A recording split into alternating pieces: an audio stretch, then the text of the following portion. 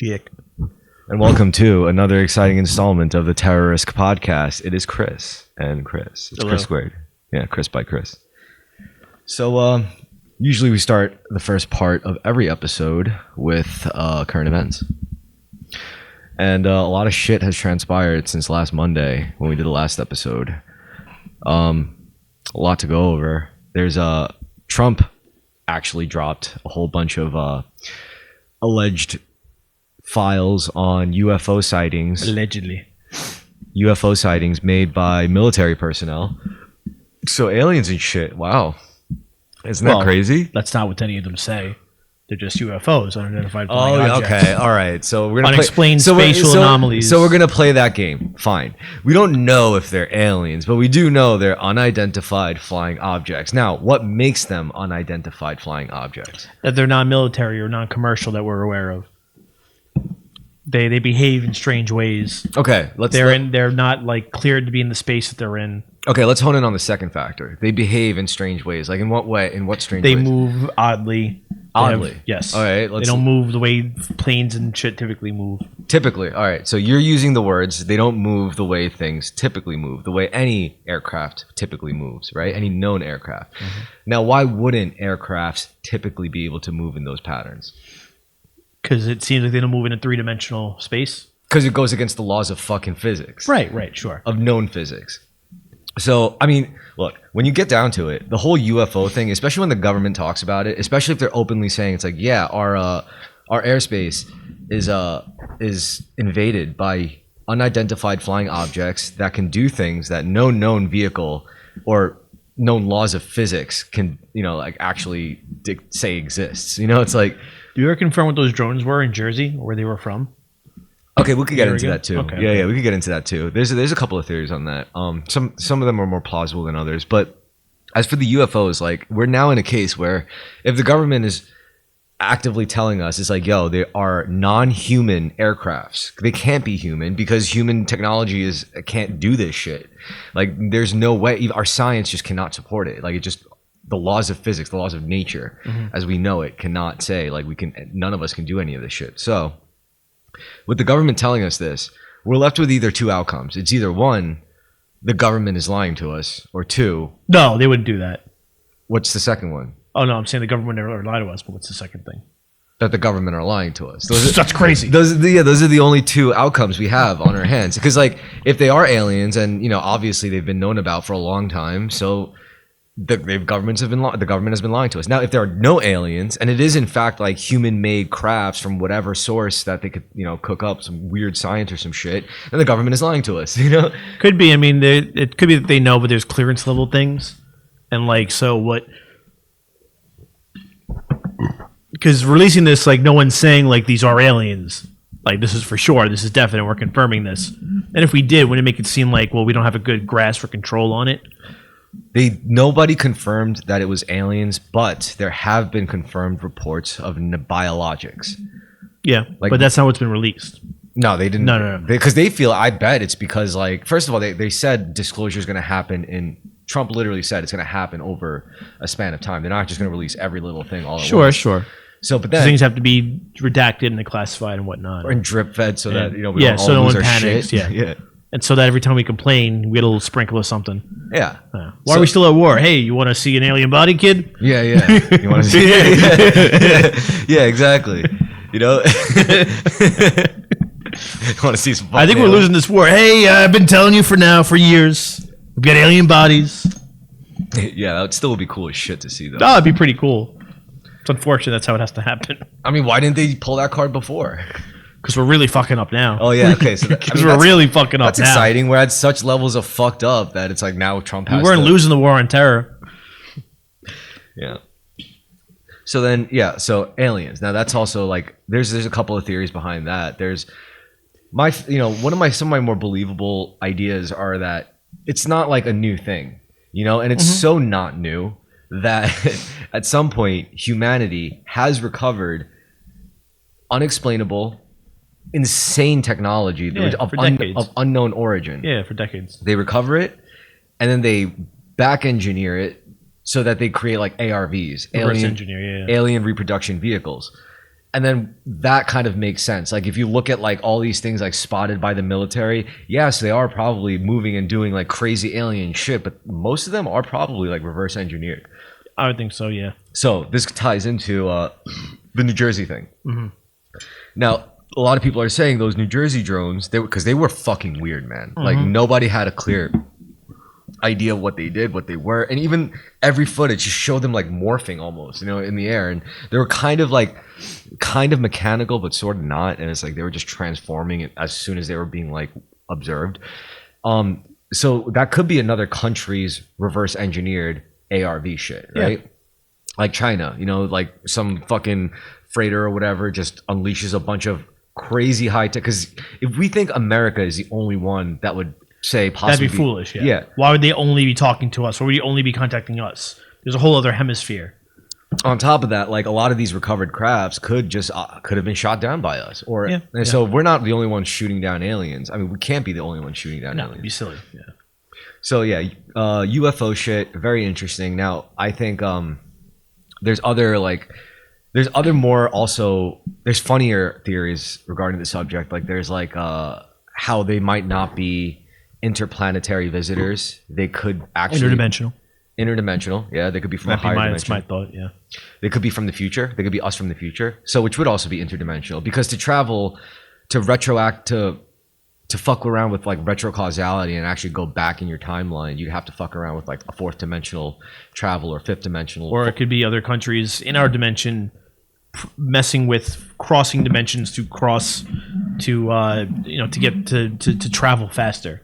Precisely. Also, if it is like also just perhaps like four dimensional beings just traveling through our point on space time, whatever, it would make sense why they would move around all crazy like that. And it'd be hard to determine what it is, because we can't perceive a fourth dimensional figure in all of its dimensions. Like we just don't see it. We don't have that access. We don't see that. Or let's say you're a two-dimensional being looking at a three-dimensional being. You wouldn't be able to see my whole body. You would only be able to see one. Or just your feet, just like flat what's on the ground. Or it would just be like as if you like turned me to the side and like made many, many, many slices of me. You'd only be able to see like one slice at a time. Right.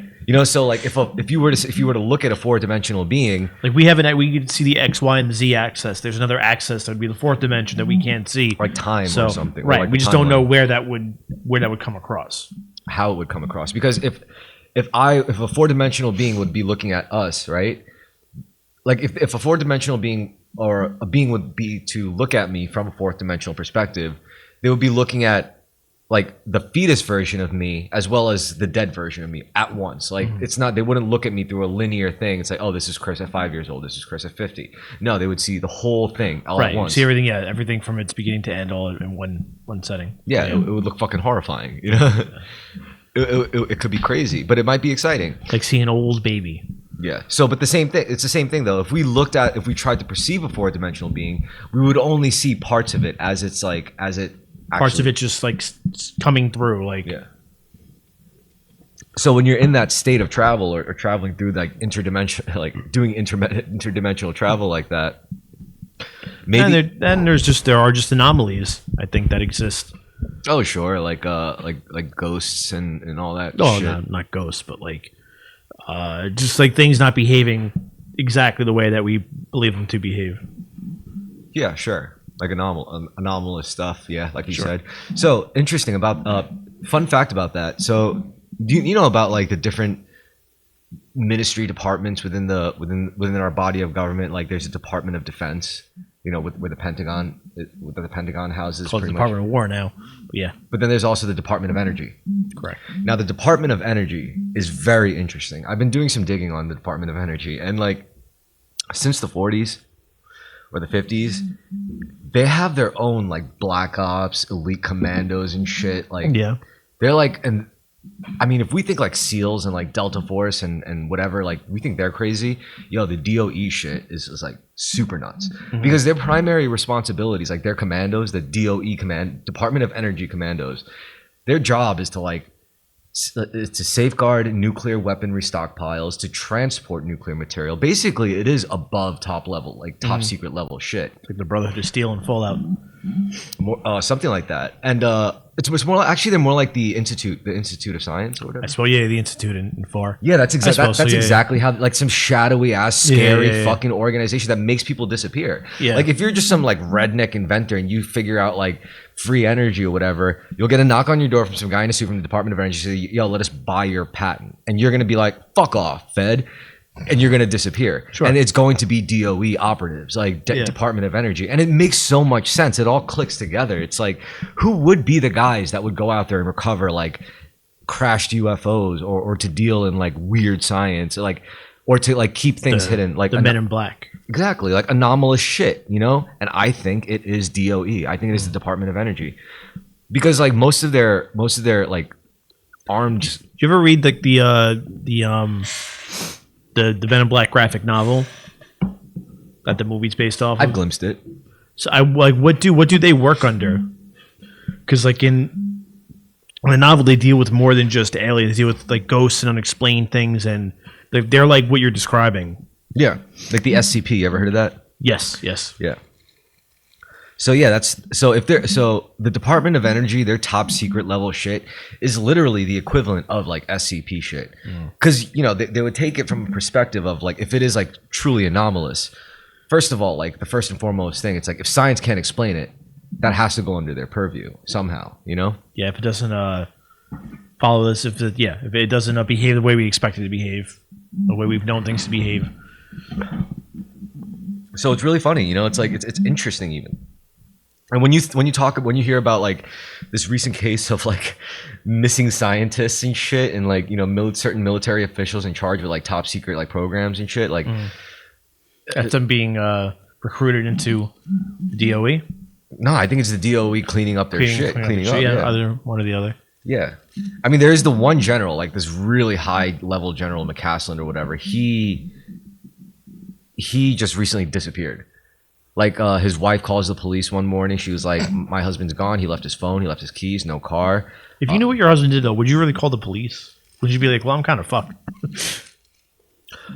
It was just weird for her. Yeah, no, you know? I'm just saying. Because there was no signs of a struggle or anything. He just disappeared. Yeah. And that's when they ruled up to suicide. Police come in like, well, obviously he killed himself, but he's not here. He killed himself. I think he got called in for like his last mission that he'll ever get or something, you know? Could be. Because like maybe something is going down, you know? Because like there was that one scientist lady who died, you know? Mm-hmm. You hear about her? Mm-hmm. Oh, that's a scary case. It's spooky. It is fucking spooky, man. You couldn't even begin to understand how spooky it is. Well, we understand. I want to get spooked. Yeah? Not too spooked. Missing scientists of 2026. Let's find a short reel. TMZ's covering this? Yeah, on 11 minutes. What the fuck? Dude, TMZ? It's a big fucking deal. Like, scientists keep disappearing. Dead scientists in China now. China. President Donald Trump said the deaths and disappearances of scientists might be random, but after weeks of tabloid reports and internet speculation, the White House said the administration is working with relevant agencies to see if there is any relation between the cases. The government cited concerns about the scientists' connection to research, some of it potentially classified. While there are at least 10 cases that may be relevant to the investigation, the cases themselves reveal inconsistent ties to scientific research and widely varying topics of study. It begins with a case in 2023, the death of Michael David Hicks, whose daughter told CNN he had been struggling with medical issues and that she didn't, quote, understand the connection between my dad's death and the other missing scientist. Perhaps the highest profile case involves William McCaslin, a retired U.S. Air Force general who once managed a science and technology program. He was last seen at his home in February. Authorities said he previously experienced mental fog. They also said there was no evidence of foul play at the time. His wife said in a social media post she wanted to dispel misinformation and that he was retired for over a decade and had only commonly held clearances since. In December 2025, an MIT professor's death became national news when authorities revealed he was allegedly shot by the same suspect who killed 2 people in a December 13 attack at Brown University. Critics have expressed skepticism and have dismissed the concerns as baseless conspiracy theories. In a report for Psychology Today, sociologist Robert Bartholomew wrote about the reaction to the One guy he shot was the scientist, this guy Velez. He was just this like fat, ugly looking dude who was in one of some kind of science university program with the scientist that he shot. This guy was brilliant. Very brilliant. What? At Brown, I suppose. You were What? saying he was shot at Brown. Yeah. And then the other person he shot was a lieutenant, I think, or something, or a fucking It was an officer who also worked in like some kind of like joint science military thing. So yeah, it's all very sus shit. Like someone's cleaning up, man. I'm sorry, 10 if 10 people of any like kind of like similar group go missing in 1 year at the same around the same time, like that's inherently suspicious. Yeah, there is the worst one. Oh fuck, what was there? This is one scientist lady's name, the most damning one, because like she really has like the receipts before she died. Scientist lady dead, burnt hands.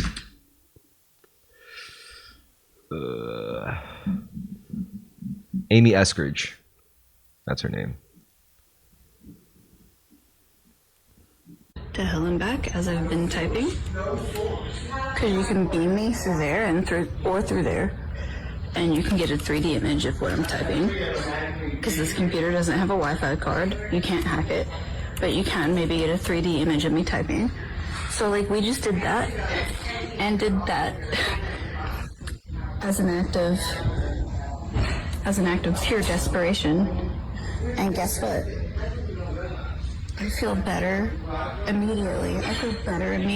Like, my hands still burn because there's damage. But it's like my body relaxed when we barricaded the shit. And it was like, like relief, like immediately. Spooky as fuck, man. So this lady, apparently she shoots herself.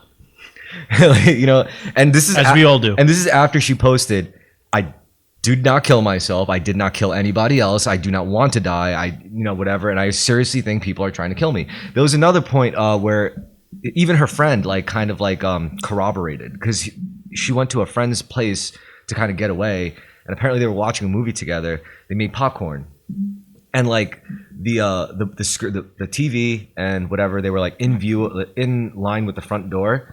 And all of a sudden, like she started feeling like major distress or whatever, and then the popcorn next to them started popping. So as if like someone was pointing like a an energy beam ray or a microwave weapon, you know? Oh, okay. Well, yeah, that'd make more sense, wouldn't it? I mean, it's like it could be done. I don't know. I guess like manipulating like airwaves or some shit, like either that or it's using sound frequencies or. Well, I mean, there's levels of waves that I don't know how well they could be manipulated and to what extent, but yeah, it could be just something that could be weaponized that way, just enough to make you feel uncomfortable, like the Havana syndrome shit. Yeah. So it's really sounding like some MIB weird science, like weird science, black government fed shit. Like it's crazy. It's nuts. I mean, I know I'm not involved in anything important, but I think it's very important. Like, if I ever were to kill myself, all my friends know how I would do it. So if it happened any other way, immediate suspicion. I know how you would do it. You would go into don't tell anybody. Wait, if I actually told you? What? If I actually told you? No, I was going to make a joke. Make a joke. I'm sorry. Go ahead. I was going to be like, yeah, you would go into a crowded elevator and you just scream, "Who the fuck farted?" and just shoot yourself in the head. It's pretty cool. So everyone would be like, "Oh, but someone just farted. That guy just killed himself." Oh, now it stinks in here. He just emptied his bowels. What a jerk. No one dies with an empty bladder. No, I will tell you, but not here, not like this. Yeah. So I mean, I could have probably done more like prep work and like investigating further, but I did go down like a pretty deep rabbit hole with. I do that every now and then because the UFO thing is like a persistent it's not even an interest. It's just this persistent nagging, unresolved knot in my thoughts, and I'm sure it's like that for like a lot of people once they go deep enough into it. Sure, yeah. Because you're right, there's always going to be infinite room for skepticism, especially if official sources will never admit to it. However, it's just once you get little little breadcrumbs, just bit by bit, and they just eventually build up to it's like, dude, it may not be what they're saying it is, but there's clearly something fucking here, and you guys are not telling us shit, like obviously, but. Yeah. But if we say like, oh, the government's not telling us shit, we expect it to be like government secrets, like issues of national security, like launch codes to nukes. Could just be like the one hand doesn't know what the other one's doing type of thing. Well, I mean, we're also talking about like technology that could potentially change the world, like overnight, as in like suddenly nobody has to die. Like we could live to be twice as old, or nobody has to die of cancer anymore, or like, shit like that. It's like, that's fucked up, like no wonder why people will be obsessed with this kind of like level. Like even the most rational minded person, like if you're a psycho, like, at one point, like getting into it would be like, the government's lying to us, man. It's like, you just hate the fucking government. But now even a reasonable person who doesn't even hate the government would get pissed off at this, because they would be like, yo, you're telling me that we're doing a lot of suffering for like nothing. It's just hidden behind this veil of like scientific mystery, artificial mystery. You ever see Men Who Stare at Goats? Yeah. Great movie. A lot of things like that do exist.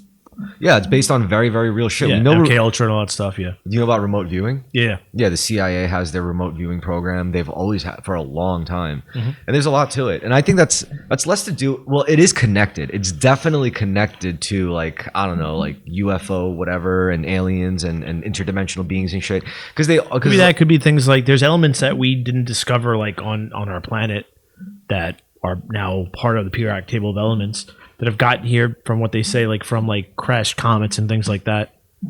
Yeah, true. And psilocybin. Yeah. Like mushrooms, that could also be a thing. Like that could be a cosmic entity. It's much older than us. We really can't account for it. I had some on Sunday, then never hit. So upset. So upset. Oh, that sucks. Yeah. Yeah. Actually, I don't think you're the first person that told me that recently. I think someone It's else. not the first time, but yeah, it's the first time it didn't hit me. I think someone else recently told me that they took shrooms recently and it didn't do anything. Oh shit! Someone did tell me that. Damn. Have you taken her psilocybin? Yeah. Bastards. My friend, she lives in Florida. She was like messaging me. She was like, "I took shrooms and it didn't do anything." And I felt like it's weird. Yeah. Interesting. Very interesting. Now I gotta experiment. I gotta See what's going on. Yeah. So yeah, really, when it comes to the psychic phenomenon, like the remote viewing and like all that shit with like clairvoyance and psychic powers and ESP, I think that has more to do with like consciousness. And the more you understand consciousness, the better you understand consciousness, your own first, and then by extension everyone else's, then naturally you're going to develop psychic abilities.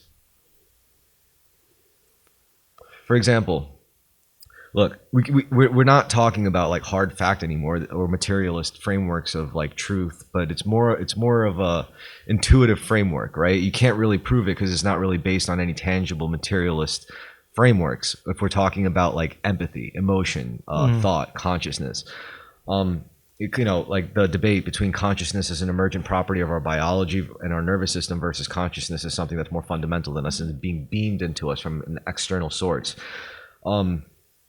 There's that aspect. Now, I think if you could, it's easy to manipulate energy around you and people's emotions, and that's to me is just the same. What do you mean? Like that's being psychic in a way. Yeah. But there's a skill level to it. Like you could be good at it, or you could be bad. Sure. At it. Yeah. So how do you be good at it? You make sure people don't think that of you, even that you would be good at it. No, be unassuming. Be able to just walk in and out of a situation. So you mean to try to control people's perception of you? Right.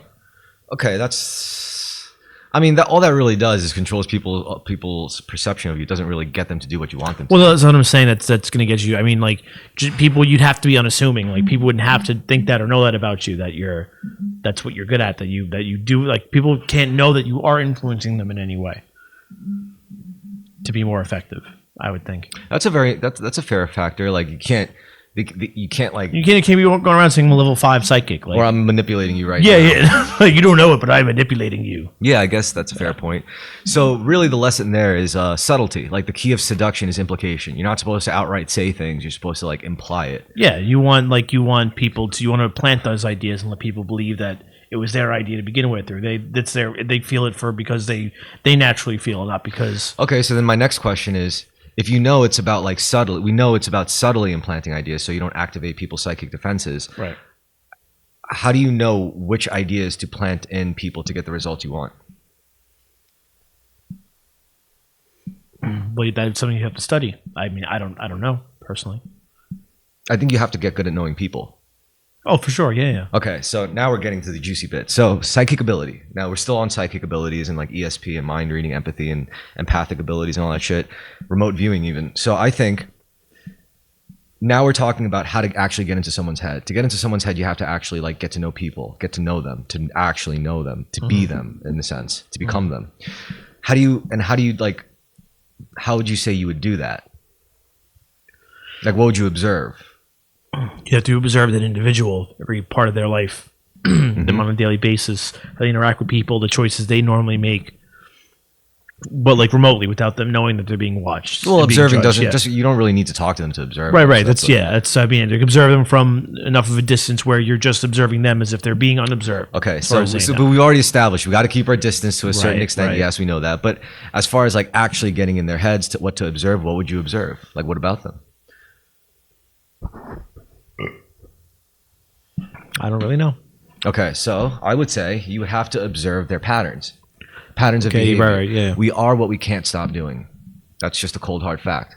Basically, what that means is whatever is most compulsive in terms of behavior for you, whatever that thing is, if I stick around you long enough, you and that thing will eventually intersect multiple times over. I just got to be around for when that happens, and then I could exploit it. That's my in. That's my hack.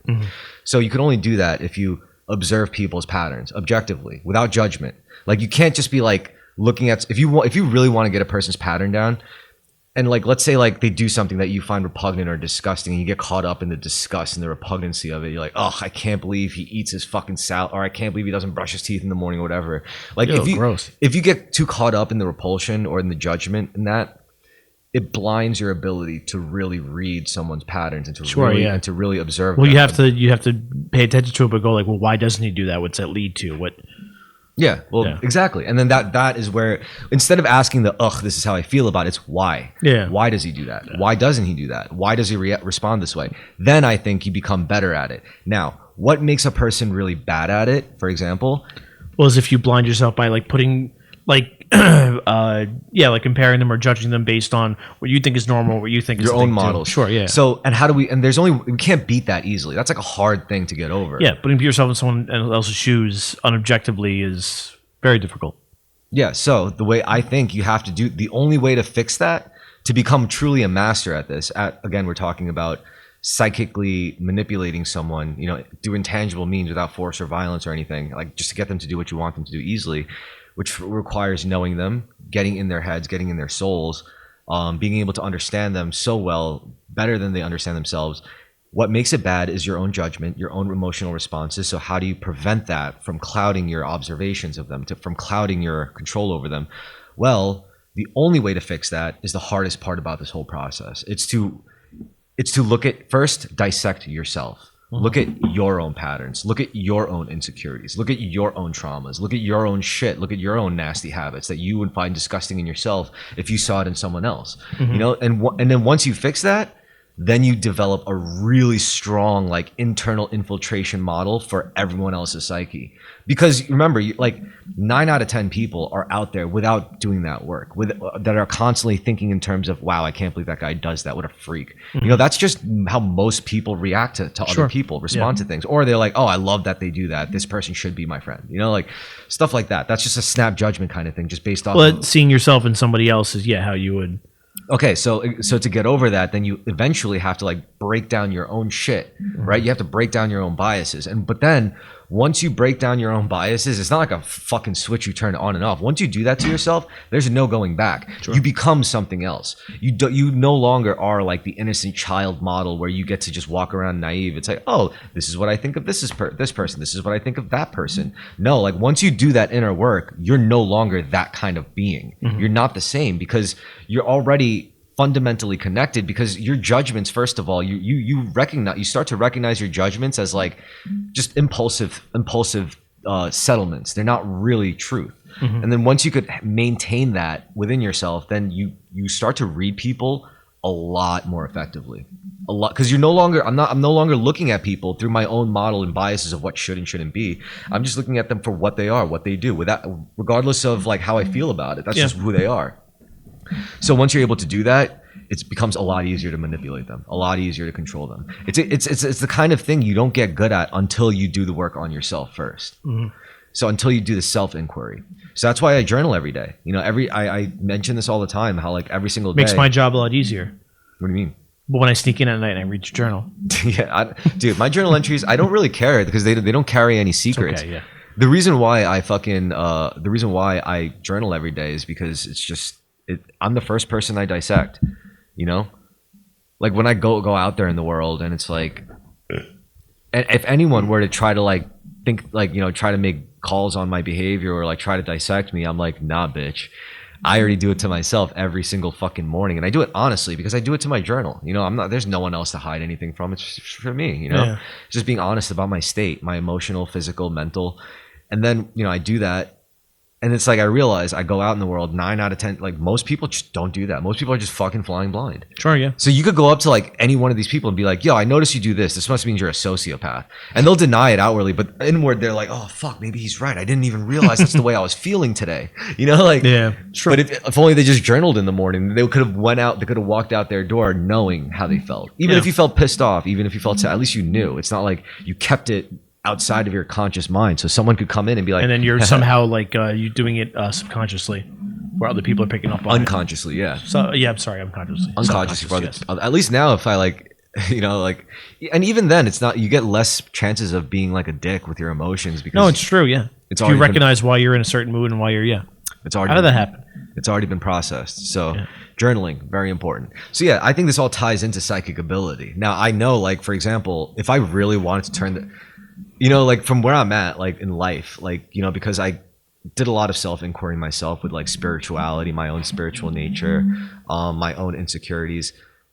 You know, I spent a lot of time doing that and I was like, all right, I'm good. You know, like I've integrated, I've forgiven myself. I've forgiven others who've trespassed upon me. I now know you know, like whatever bad happens to me, it's really on me because like, I don't have to want these things. I don't have to want anything, but I'm just grateful. You know, like once I reach that state, it's like, great. You know, I feel better. You know, I feel like I addressed something I should have done, cleaned up a messy bedroom or something.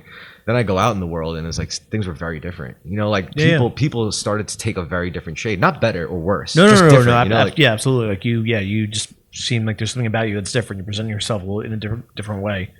And that's giving you a different outlook on things. Yeah, and it's like, but then again, like it's not that I don't know what went on. It's like, no, I know exactly what went on. Yeah, like I quit like porn. I started eating a lot better. I started getting a lot more physically active. I know exactly what I fucking did. I started journaling every day. I started practicing more creativity. Defended my remote work position so I could have my fucking peace of mind.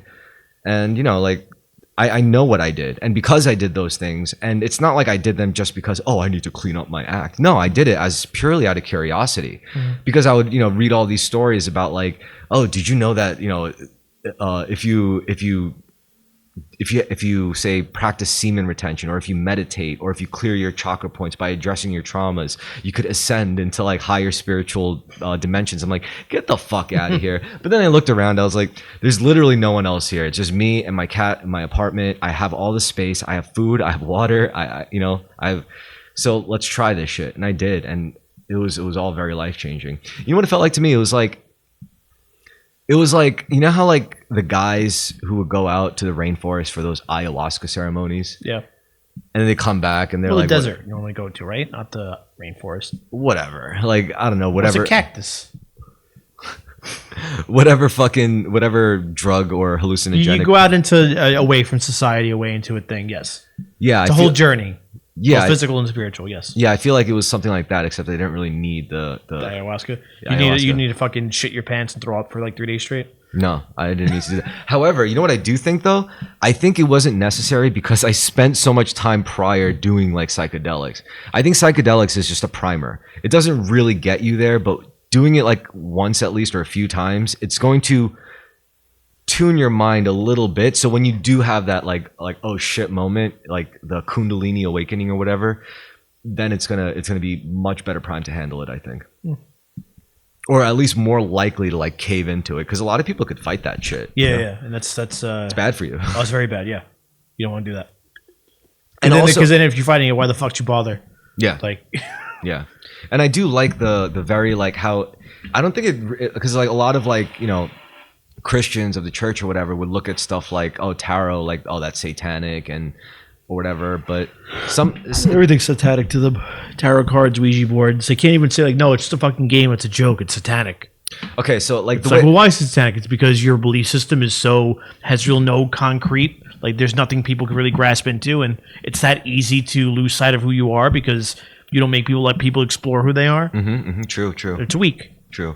Yeah. You should, if you felt so strong about your religion, you'd be like, yeah, kid, play that game. And if you fall, that's on you. And I think the best part about this is like I never felt like the things I was letting go of. I never felt they were evil. I never felt like the shit that I was like just stop doing. Like I never felt like it was like this is the devil's work. I have to be against it. I have to reject it at all costs. It's like I don't think it works. I think it has to be there. And it's like if you just abstain from it forever and never experiencing it without ever experiencing it, it becomes far less meaningful to stay away. Absolutely, yeah. You know, it's way more meaningful like dipping into the dark and then like knowing exactly what it's about and choosing to pull away anyway. Yeah. I think that's way more important. I think so too. It builds a strong character. Yeah. So this is why I don't asses in the picture.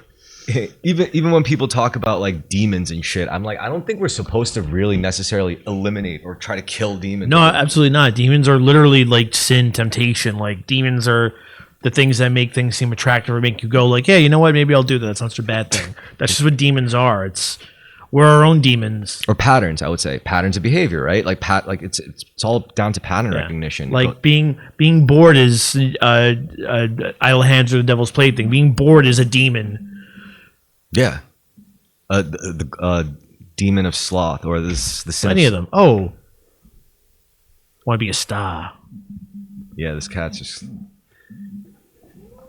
It's amazing how they always know exactly what to stand in front of. Like earlier, he jumped over there when the camera wasn't on. Camera's on. He's like, "Hey, that's the spot." Maybe cats can read, like. Well, because he sees where our attention is going. And he's like, "No. I'm the center of attention." He could read the observation patterns. He's like, "There are no missing scientists. Look at me. I'm a cat." They've infiltrated our house pets.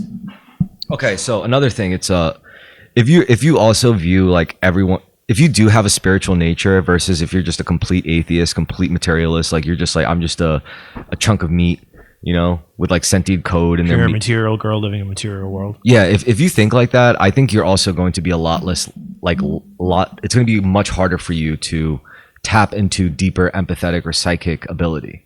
Perhaps. Like reading people, you know?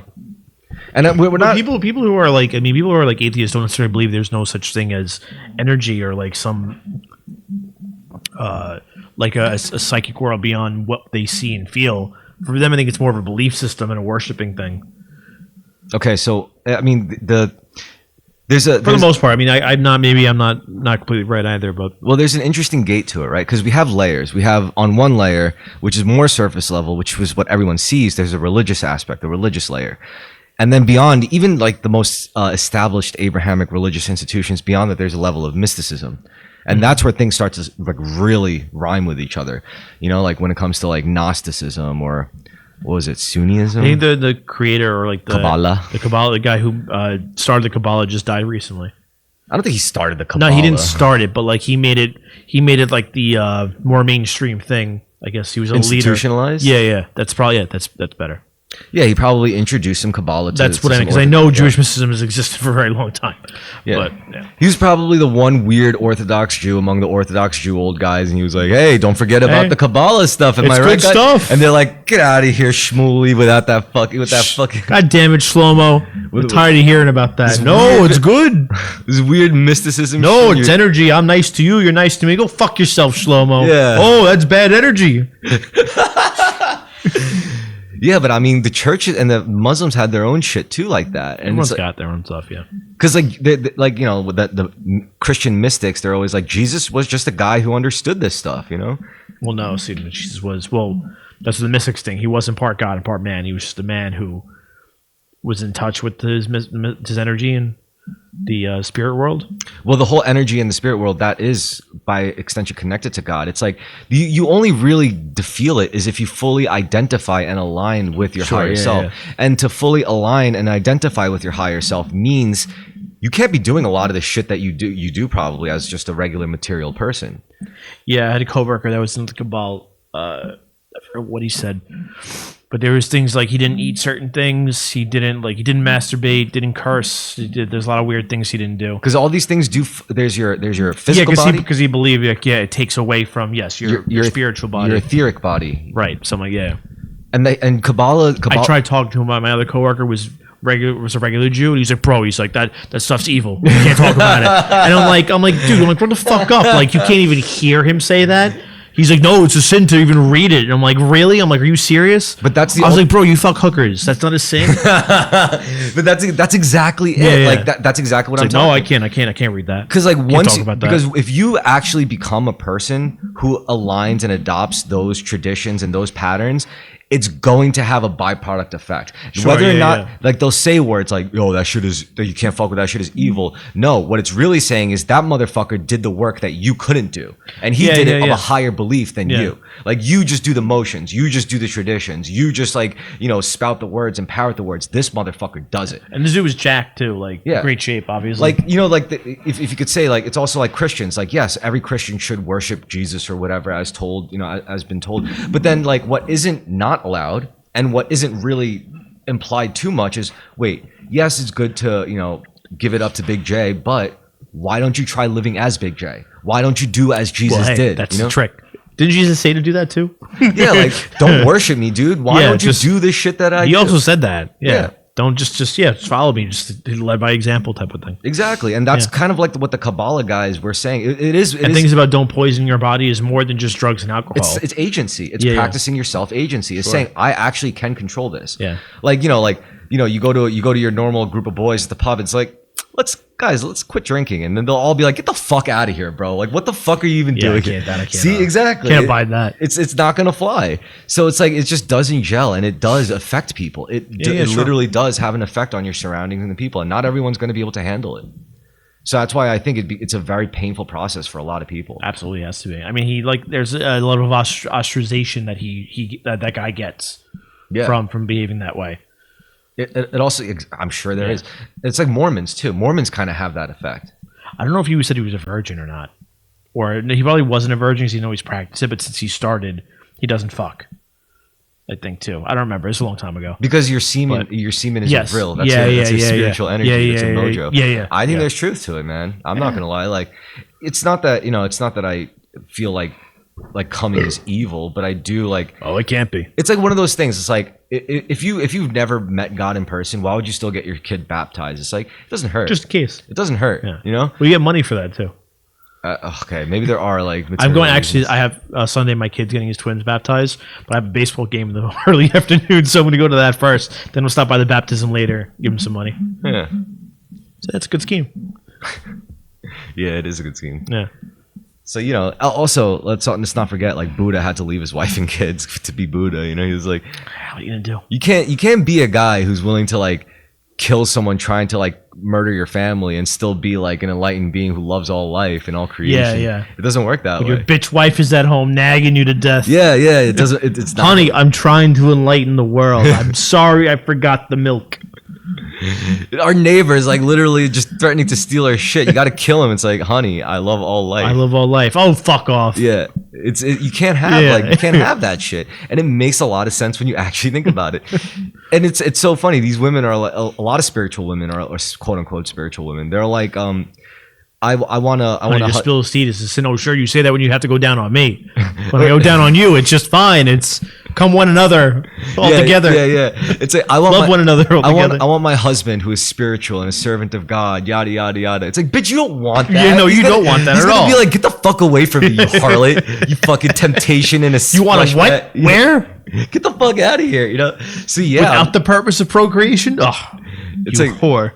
It's like, it's not as fun as they think. No, it's not like unless they wanted like the weird sex culty version of spiritual. That's just like that's what they want. Like they look the part. And that's what they want. And then meanwhile, they never look the part though. That's the thing. The guy that runs the sex cult, he's never like the guy that you're like, that guy runs the sex cult. Never looks like that. He's always some older weird guy that just figured out how to run a sex cult. Like Alan Watts. Or I was at documentary. Aleister Crowley. I mean, there's so many.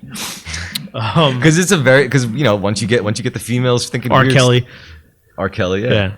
Once you get them thinking weird shit about like aliens and entities and demons and ghosts and shit. And you're making the orgasm. It's great.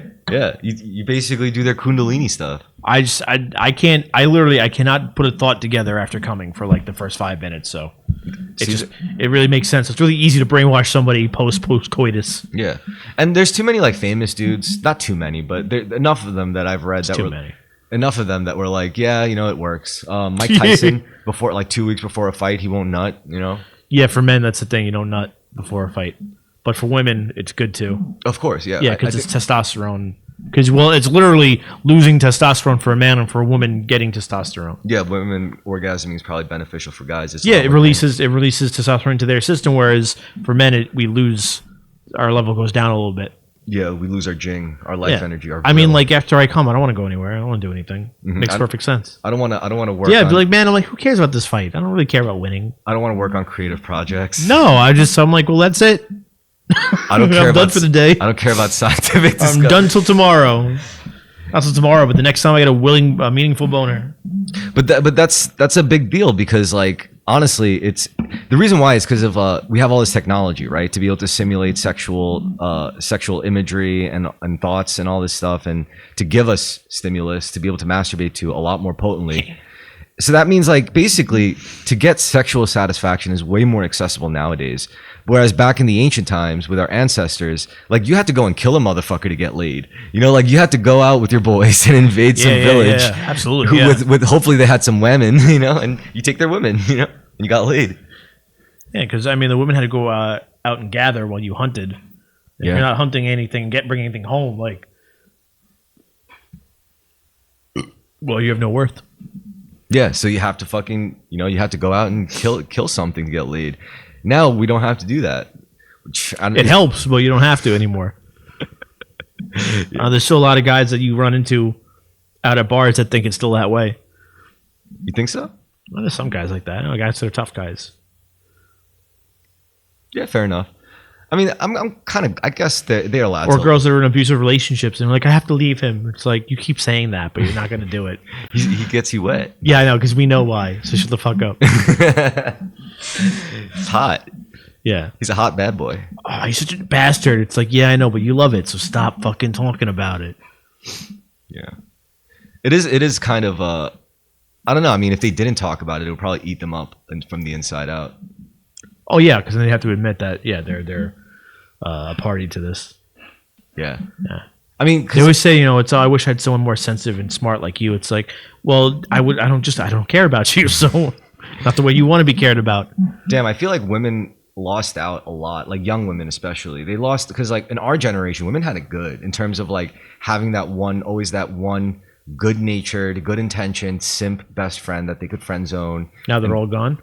Yeah, it's like Yeah, I guess completely, so. Everyone knows what's up. it's completely, and it's completely flipped now. It's Yeah, like yeah. first of all, none of these younger kids are like, you know, socializing half as much as like we did. That's true. Yeah. Yeah, you're right. So it's not even like, Yeah, and on top of that, everyone's already wise to like all the dynamics, even the kids now, and it's like it's fucked up. Like the girls all lost they lost their bag, you know. It sucks.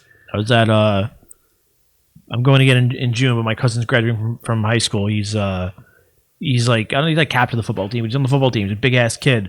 I was at my uncle's house. He was there. His girlfriend was there. Him and his girlfriend didn't say one word to each other the entire time I was there. Really? They just didn't talk. Like they were like sitting next to each other nearby, but like no interaction. I've been in relationships like that though, where it's just like it's just Well, they're kids. They're like 17. yeah. And I've also I've had They girlfriends. were probably texting. I've also had girlfriends where we just didn't really have a good time when we were around other people, I can see that. Yeah. and it's like it kind of it's not good. Probably that's probably not a good. No, it's not a good thing. It's really not. You're gonna drive each other like literally drive each other like folie à deux, kind of a syndrome. Folie à deux. Madness of two. Ah, Yeah, it's a French it's psychological French. Yeah, term. yeah. When two people just literally just feed into each other's narcissism. What about the other way? Yeah. What about the other way around? When I feel like there's people that are in relationships that don't get along when they're together, but only get along when they're with other people. Oh, that's just bad. So they're both bad. I mean, you just can't marry a person like that. What kind of people get married? Well, nowadays nobody should get married, yeah, because it's a bad deal for everyone. I agree. I mean, unless you're a woman who wants babies, and yeah, getting married is probably a safer bet. But for like most people who just want to live life, I don't think marriage is often conducive to like a smart decision. You know. Pas folie à toi. Fully madness of 3. That's me. I could try that out. Me, my wife, and her boyfriend. Folie à toi. Her boyfriend Jerome. I think it's really just. I think it's her, Jerome, and you would be more accurate. Her Jerome and me. Her Dwayne the Rock Johnson. God, he really just cucked the fuck out of Kevin Hart. Yeah. Oh wait, And Kevin Hart seems like a good sport. before we get into that, I just want to say we done with the first part. I just want to grab a quick beer. You want one? I'm good for now. Okay, we're back for episode 2. For episode 2, I mean for section 2. I want to actually. Usually we talk about like theories and ideas and philosophy and stuff. I kind of want to explore something that I feel like I'm not exactly great at or really have in-depth We did intuitive 51 minutes insight. for one part. Say what? We did 51 minutes for the first part. Yeah, I think because like I went on for. No, that's okay. Yeah. So I want to talk about humor and comedy. Would you call yourself an expert at comedy and humor and being funny, being a funny guy? Yes, I would. Yeah. It's one of the few things I'll arrogantly say. Yeah. That I know it's funny. I know good joke structure. I mean, I know I'd probably. I mean, stand-up comedy. Not stand-up comedy. Sketch comedy. I think would be my forte. Would be. But yeah, that roasted Kevin Hart was probably one of the better things I've seen in a long time in terms of people just making jokes without worrying about is everyone going to find this funny. I think And not worrying about the language of it and offending anybody. well, Kevin Hart was kind of smart because he mostly got a panel full of nobodies to just make fun of him Well, as a superstar. So no matter what, he always had the leverage of power. So I think I don't think he picked Shane necessarily to host that. I think that was more so maybe him knowing that Shane is different than it's not the typical people he would know, because like half of those people are actors, are Hollywood people, and the other half were just comedians that do not click, do not get along. You could see that if you watch like the whole thing.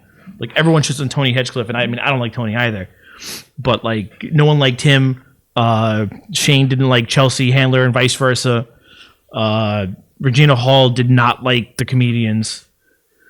Yeah, the comedians are all buds though. Exactly, they all know each other. Yeah, because they all do the same thing, and they told really raw jokes. And you can see that Well, Pete Davidson's not on the crew side. He's not one of the boys. Pete Davidson's a lackey for the other side. Yeah, but he had a good set, and then it's just weird how no one says anything bad about him. Actually, Shane's the only one that says anything bad about him. Where in the beginning he talked about how Kevin Hart like went to like the Riyadh Saudi festival. He's like, but no, not me. He's like, because I care about honoring the men and women who died that day. And he's like, right, Pete? Right, Pete? It's funny. I mean, Pete doesn't. I feel like Pete's the kind of guy in Hollywood or in. He's not a Hollywood guy. Or Los Angeles, I should say. He's not. Yeah, he mostly isn't. He was an SNL guy. An SNL guy, and he did 2 movies, and they were both about being on Staten Island. Also, he's not, and I don't think he's the kind of celebrity. Honest, I hate the guy, but it pains me to say it. I don't think he's the kind who like goes around like being a dick. Like no, he doesn't seem like an asshole. In the show business. Yeah, Like, no, I don't think he goes around talk shit. Doesn't seem like it. I don't think don't he does know him that either. shit. Don't think he's very funny normally. I But don't fucking like him, but I don't think Yeah. he's that kind of scumbag. Yeah, no, and that's fine. I think he's kind of a dummy, if anything.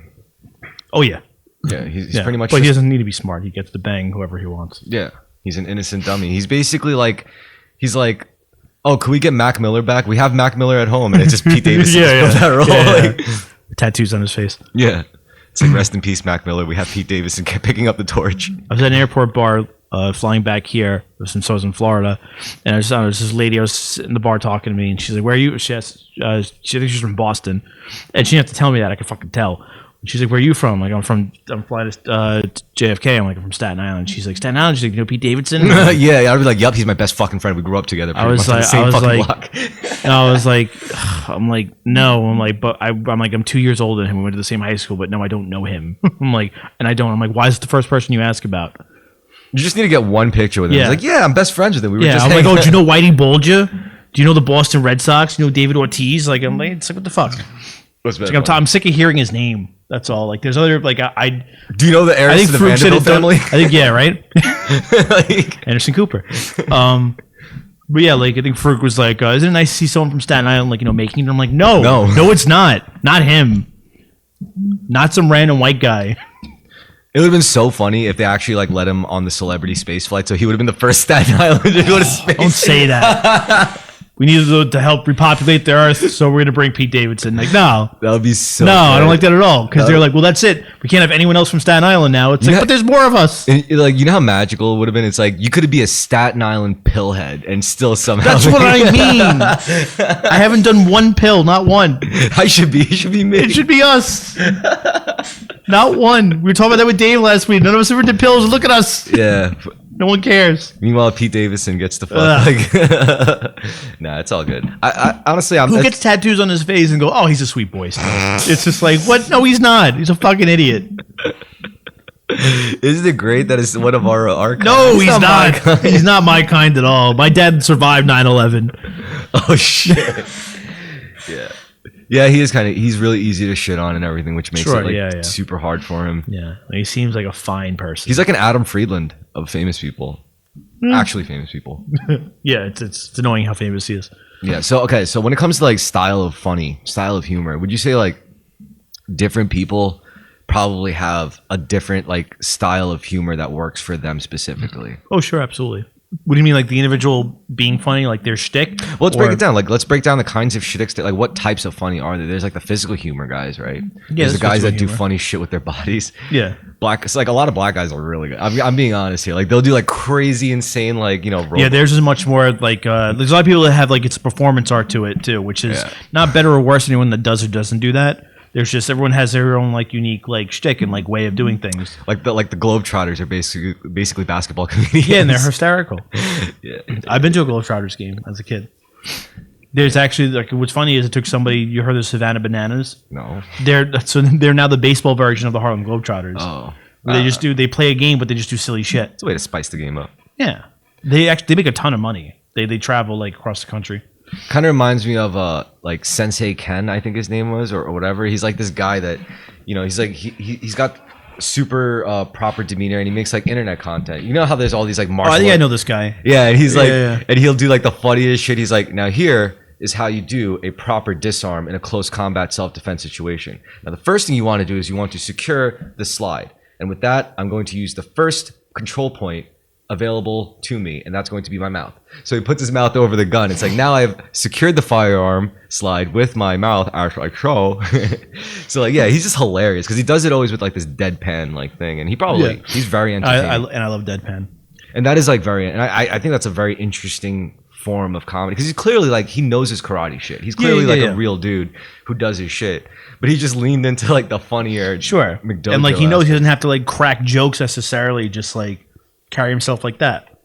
Like he's not trying to be funny in a way. Like it's just he knows it naturally comes off that way. Well, it's also he is kind of riffing off of like all those like McDojo tutorials. Yeah, yeah. You know, like those fake bullshit like seminars and courses where you see like this old fat guy in a dojo gi and he goes, ah, he just screams at someone and he passes out. He's like, that was my superior chi overpowering him and taking him down. It's things like with Shane Gillis, like his very like if he has a joke and doesn't land, he'll be like, really, that was the best one. All right, forget it. Fuck you guys. We're on the next one. Like I like shit like that. Well, I mean, my favorite moments is like when that's kind of trying to play like you're the comedian's Like comedian. that's what he is, and I enjoy comedian's comedian. Like Norm Macdonald's probably one of my favorites. Like you'll tell a joke, it'll bomb, and then you'll be like, holy shit, and then you move on to the next one. Yeah. He'd be like, well, that didn't work. Yeah. It's like, oh No, shit. his answer always is really it was the best one, or I just thought of that. But that's why I love Norm Macdonald because Norm Macdonald like tells jokes incorrectly. Like he knows joke structure, but he just skips like the middle a lot of times, and I think that's hysterical. And they'll give it to you. By the way, blah blah blah, and then it Yeah, clicks. like he does it all out of order and does it wrong, but it's hysterical about how wrong it is. Or like Okay, so like one of my favorite jokes of his is that no, wait, I never told anybody this before, but I'm deeply closeted. And they'll be like, "You're deeply closeted?" Yeah, that's right. You're saying you're gay? What? No, I'm not gay. Just deeply closeted. That's pretty funny. Yeah. Okay, so I think I get it. So all right, so with the first examples, it was like it was having like, I don't know, some kind of insight. So the key to comedy is insight. So like Sensei Ken or whatever the guy's name is, his thing is because of his insight into karate, because he knows karate well enough to be able to easily spot like what's bullshit in tutorials, he could riff on it easily, effortlessly, very accurately, and make a joke out of it. Shane Gillis, his insight is in comedy, like is in the actual stand-up game. It's in like actually going out with your boys to do your fucking 5 minutes of whatever, like your tight five, and then to bomb over and over again. To fucking to have like a really hard crowd over and over again, and drink a Bud Lights with your other comedian friends after, and bitch about how everything sucks. Yeah, it's yeah. like I should have rethought of college. You know, like, I should have went to college. Yeah. Like I shouldn't have moved to this fucking city. Yeah. Like what the fuck was I thinking? I'm gonna become an alcoholic. You know, yeah. He knows that game. Yeah. So that's the key to like his humor. Sensei Ken wouldn't be funny if he then decided to do a series of mechanic how-to videos. Because he's not a mechanic. Yeah, that's on his insight. So he'll be finding ways to fill it with trying to be funny. And he just Interesting. can't. All right, so I think I'm kind of like understanding because like I always felt I needed to work on just my funny because like I don't think I'm that much of a funny person, but I feel like this conversation is helping out because all right, so I think you can be funny. So we have insight as a key factor and then Norm Macdonald is also another comedian who is A comedian's comedian. Type, yeah so because he has a very deep insight into the comedy game. Yeah. Kevin Hart's comedy in his roast, I think his deep insight he was just leveraging his insight into acting, into Hollywood, because he's been exposed to it, and he rubs shoulders with like a bunch of people and makes a fuck ton of money. Yeah. For doing absolute shit. Right. No, shit. which I mean, like I give him a lot of credit. Like he did obviously know those people were going to make types of rough jokes like that, but he still took it like a good sport. Yeah. And he basically the jokes he would make riffing is basically saying like these motherfuckers don't know business. These motherfuckers don't know. Yeah, ball. yeah, and that's Like, I they're kind of funny, respect that. They're creative, but they don't know. Yeah, ball. but they don't have the balls to sell out like I do. Yeah, they don't know ball. Yeah, So you don't know ball. yeah. Let me see. Pete Davidson's insight. I think it's into loss. It's into being a dude that gets like Who wants to hear from a guy who gets laid all the time? Nobody. No one likes that. Yeah, but he gets shit on all the time too. Like Barely. unilaterally hated. No. Picked Really? on, I should say. Picked on, maybe. He gets yeah. picked on by everybody. I suppose. I really like the whole look like a white guy doing blackface doing whiteface. Yeah. If anything, his funniest moments was getting shit on. Yeah. So that's the key to his shtick. It's literally just getting shit on. Who else is funny? The Rock. His deep insight is into just being a jacked hot motherfucker. You know? Yes. Yeah. He's a Rock. Rock's always been a cocky motherfucker. That's what made him. That's what like he was wrestling as a different. He wasn't The Rock, but he was like Rocky Maivia for like a year, and he was like he was a baby face, a good smile, and like, hey, I'll beat up the bad guys. I'm on your side, people, like type of thing. And once he got hurt and came back, he just decided to become a cocky heel, and that's it. Rock being cocky is just his thing, and that's him being aware of how much better looking he is and more witty and everything. Interesting. Yeah. So on a personal lens, from a personal like reflective angle, I would say maybe the key to my humor would just be playing on like, I guess being a fucking dilettante. Like you know what a dilettante is? You've probably said before, but I don't remember. I don't think I've said this to you before, but a dilettante is someone who's like basically like ADHD with their lifestyles. Basically someone who just can't really just like stick to one interest. They go from interest to interest and from topic to topic, and usually it's a bad thing, right? Especially when you're like a young white woman from a rich family, like Coppola. Sofia Coppola, she was known as like a dilettante. But here's the thing about dilettantes. She's a great director now. Yeah, so that I was just getting to that. So when you're a dilettante and you start off that way, it might be bad at first. And you'll get picked on a lot for it. You'll be like, oh, this person is just an airhead. Like they don't really know shit about anything. No, but it's just someone who's finding their niche and like but putting effort into it when people won't put effort into anything. But when you do stay as a dilettante, and like eventually those things they stack up. Like you have your fingers in enough holes, and you just keep digging. Yeah, like the one person digging that one hole is going to get a lot deeper and that one hole a lot faster. But you drilling 5 different holes like at a slower pace because your energy is spread out between 5 different dig sites. You're still going to get if you keep digging, you're still going to get to a point where it's like, all right, great. You didn't get as deep as that one person in their one hole, but you're deep enough in like 5 different holes where suddenly they start to converge and connect in interesting ways, right? That's what I've been trying to tell them. Sorry. Yeah. My head was just somewhere else completely different. Yeah, because you heard holes. Yeah, I and heard drilling holes. holes. Yeah. I guess for me, one good example is say like, oh, I've been into music, making music for a long time. Then I got into podcasting, and it's like, well, what the fuck does podcasting have to do with music? It's like, I don't know, nothing. I'm sure. Like, I just I have interest in editing video. Sue me. I'm gonna get into it. So I did. So I would edit podcasts, edit the videos, and then I would also, make music. I would still keep up with making music when I could, where I could. And eventually they converged. Eventually it turns into like, oh, since I know You got deep in the podcast hole and deep in the music's hole, and they converged into one hole. into one hole, one big deep cavernous hole. Yeah, like a human centipede kind of, where it just becomes Reverse one hole. centipede. Yeah, reverse centipede. A black hole of reverse centipede. Yeah. So yeah, I mean, anyway, point being, that would be my. I guess I could explore that with like funniness. Who else is funny to you? What other guys? That we mutually know? I don't know. Oh no, it could be celebrities. Like for example, I think like, who's the guy that plays Dennis and always Glenn Howard. He's fucking fantastic. Yeah, because you saw Blackberry, right? Yeah, I just saw Yeah. a few episodes of It's Always Sunny in Oh, Philadelphia. I've watched all of it. I love It's Always Sunny. He's fantastic. Yeah, he's great. Yeah. He's basically he's such a, apparently he's like a nice guy in real life. But Yeah, he's not a sociopath like that. He's a nice person.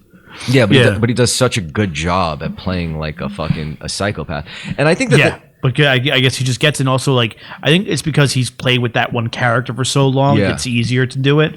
And like this character in Blackberry is kind of an extension of Dennis. because Dennis was like one of his earlier roles that he just kept for like 20 years. That was his biggest role and longest role. He had another TV show, I think, for like 2 seasons. AP Bio. Yeah, I liked some of it.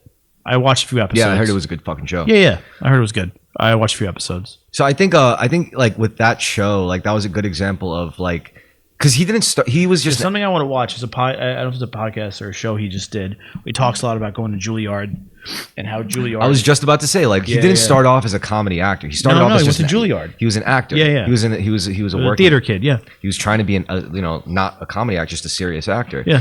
So like, I think it's great that like he was able to bring what he brought to that sitcom, that funniness, because he brought a certain seriousness to like portraying like, like it's like a real like a a dysfunctional person. yeah. You know? So that's why like you see like it's weird when you watch that show. You're like, I know these people. Like I know these characters.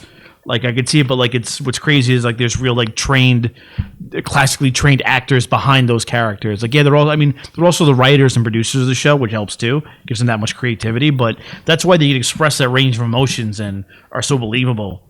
Like they're classically trained actors. They're all theater kids. And they have like they're very powerful, like with like the shit that they could pull off, like just in their own tight unit. Yeah, because they're all three friends and they write everything themselves, so like they could talk and there's no one tells them no. It's their characters. Yeah. Dennis is like probably to me the most interesting character, I think. He is, yeah. He's not. I wouldn't say he's not my favorite, but like he is the most interesting. Has the most depth to him out of the rest. Yeah, because You stupid bitch. yeah, he's the one that's least like a retard, you know. Right. Yeah. He's only with them because they tolerate him. Right, and they're all living in their own little bubble too. So like they can't like, and everyone they attract like they just destroy and turn into terrible people. So when Dennis still feels like he's above the rest of them when he's really just like them. So Glenn Howard, what Glenn Howard, his deep insight that fuels his funny, that fuels his humor, his comedy. I think it's Glenn Howard. Glenn Howard's great insight, I think, is into people, because when you're a classically trained actor, that is your biggest focus of study. So the It's podcast people. where he talks about going to Juilliard, I caught a clip. And the clip was just about how Juilliard like is constantly breaks you down, builds you, breaks you down, builds you, breaks you down, because they don't want there to be any you left. Yeah, and specifically, I think I'll be pretty good at it. I think if I'm not saying like, I would be a great actor, but I think I'd be good at the idea of breaking myself down and just assuming a whole different identity. I think so too. Like, but it's something probably gets easier the older you get because you meet more people and you pick up more like qualities. Whereas when he did it, obviously he was in college, so you're breaking down young people and separating their identity from who they are, so they can just read apart and become that person. That's absolutely such a good point. It does take a Yeah. degree of mental, psychological maturity. Yeah. Because that's what we're talking about. Like you have to. This goes back to what we're saying. I think acting is a psychic ability. Yeah. Like to act well. Yeah. And to immerse yourself. It's almost also like dissociating in a way. It's It is, professional yeah, dissociation. yeah. like those like method actors, like they take it one step further. Oh yeah. Like guys like fucking Daniel Day-Lewis doing Lincoln, demanding to be called Mr. President only. Like that's fucking ridiculous. That's awesome. Yeah, that's crazy. You could only call him Mr. President. He doesn't respond to his name. I think he slept like in a house that was in like that would have been like with the same amenities as the 1850s. Like Starts writing. Yeah. What a psychopath. I guess if all right. So realistically, if I tried to act, I would probably be like Thug Number 2 in some like samurai movie or I could play the shit out of Thug Number 2.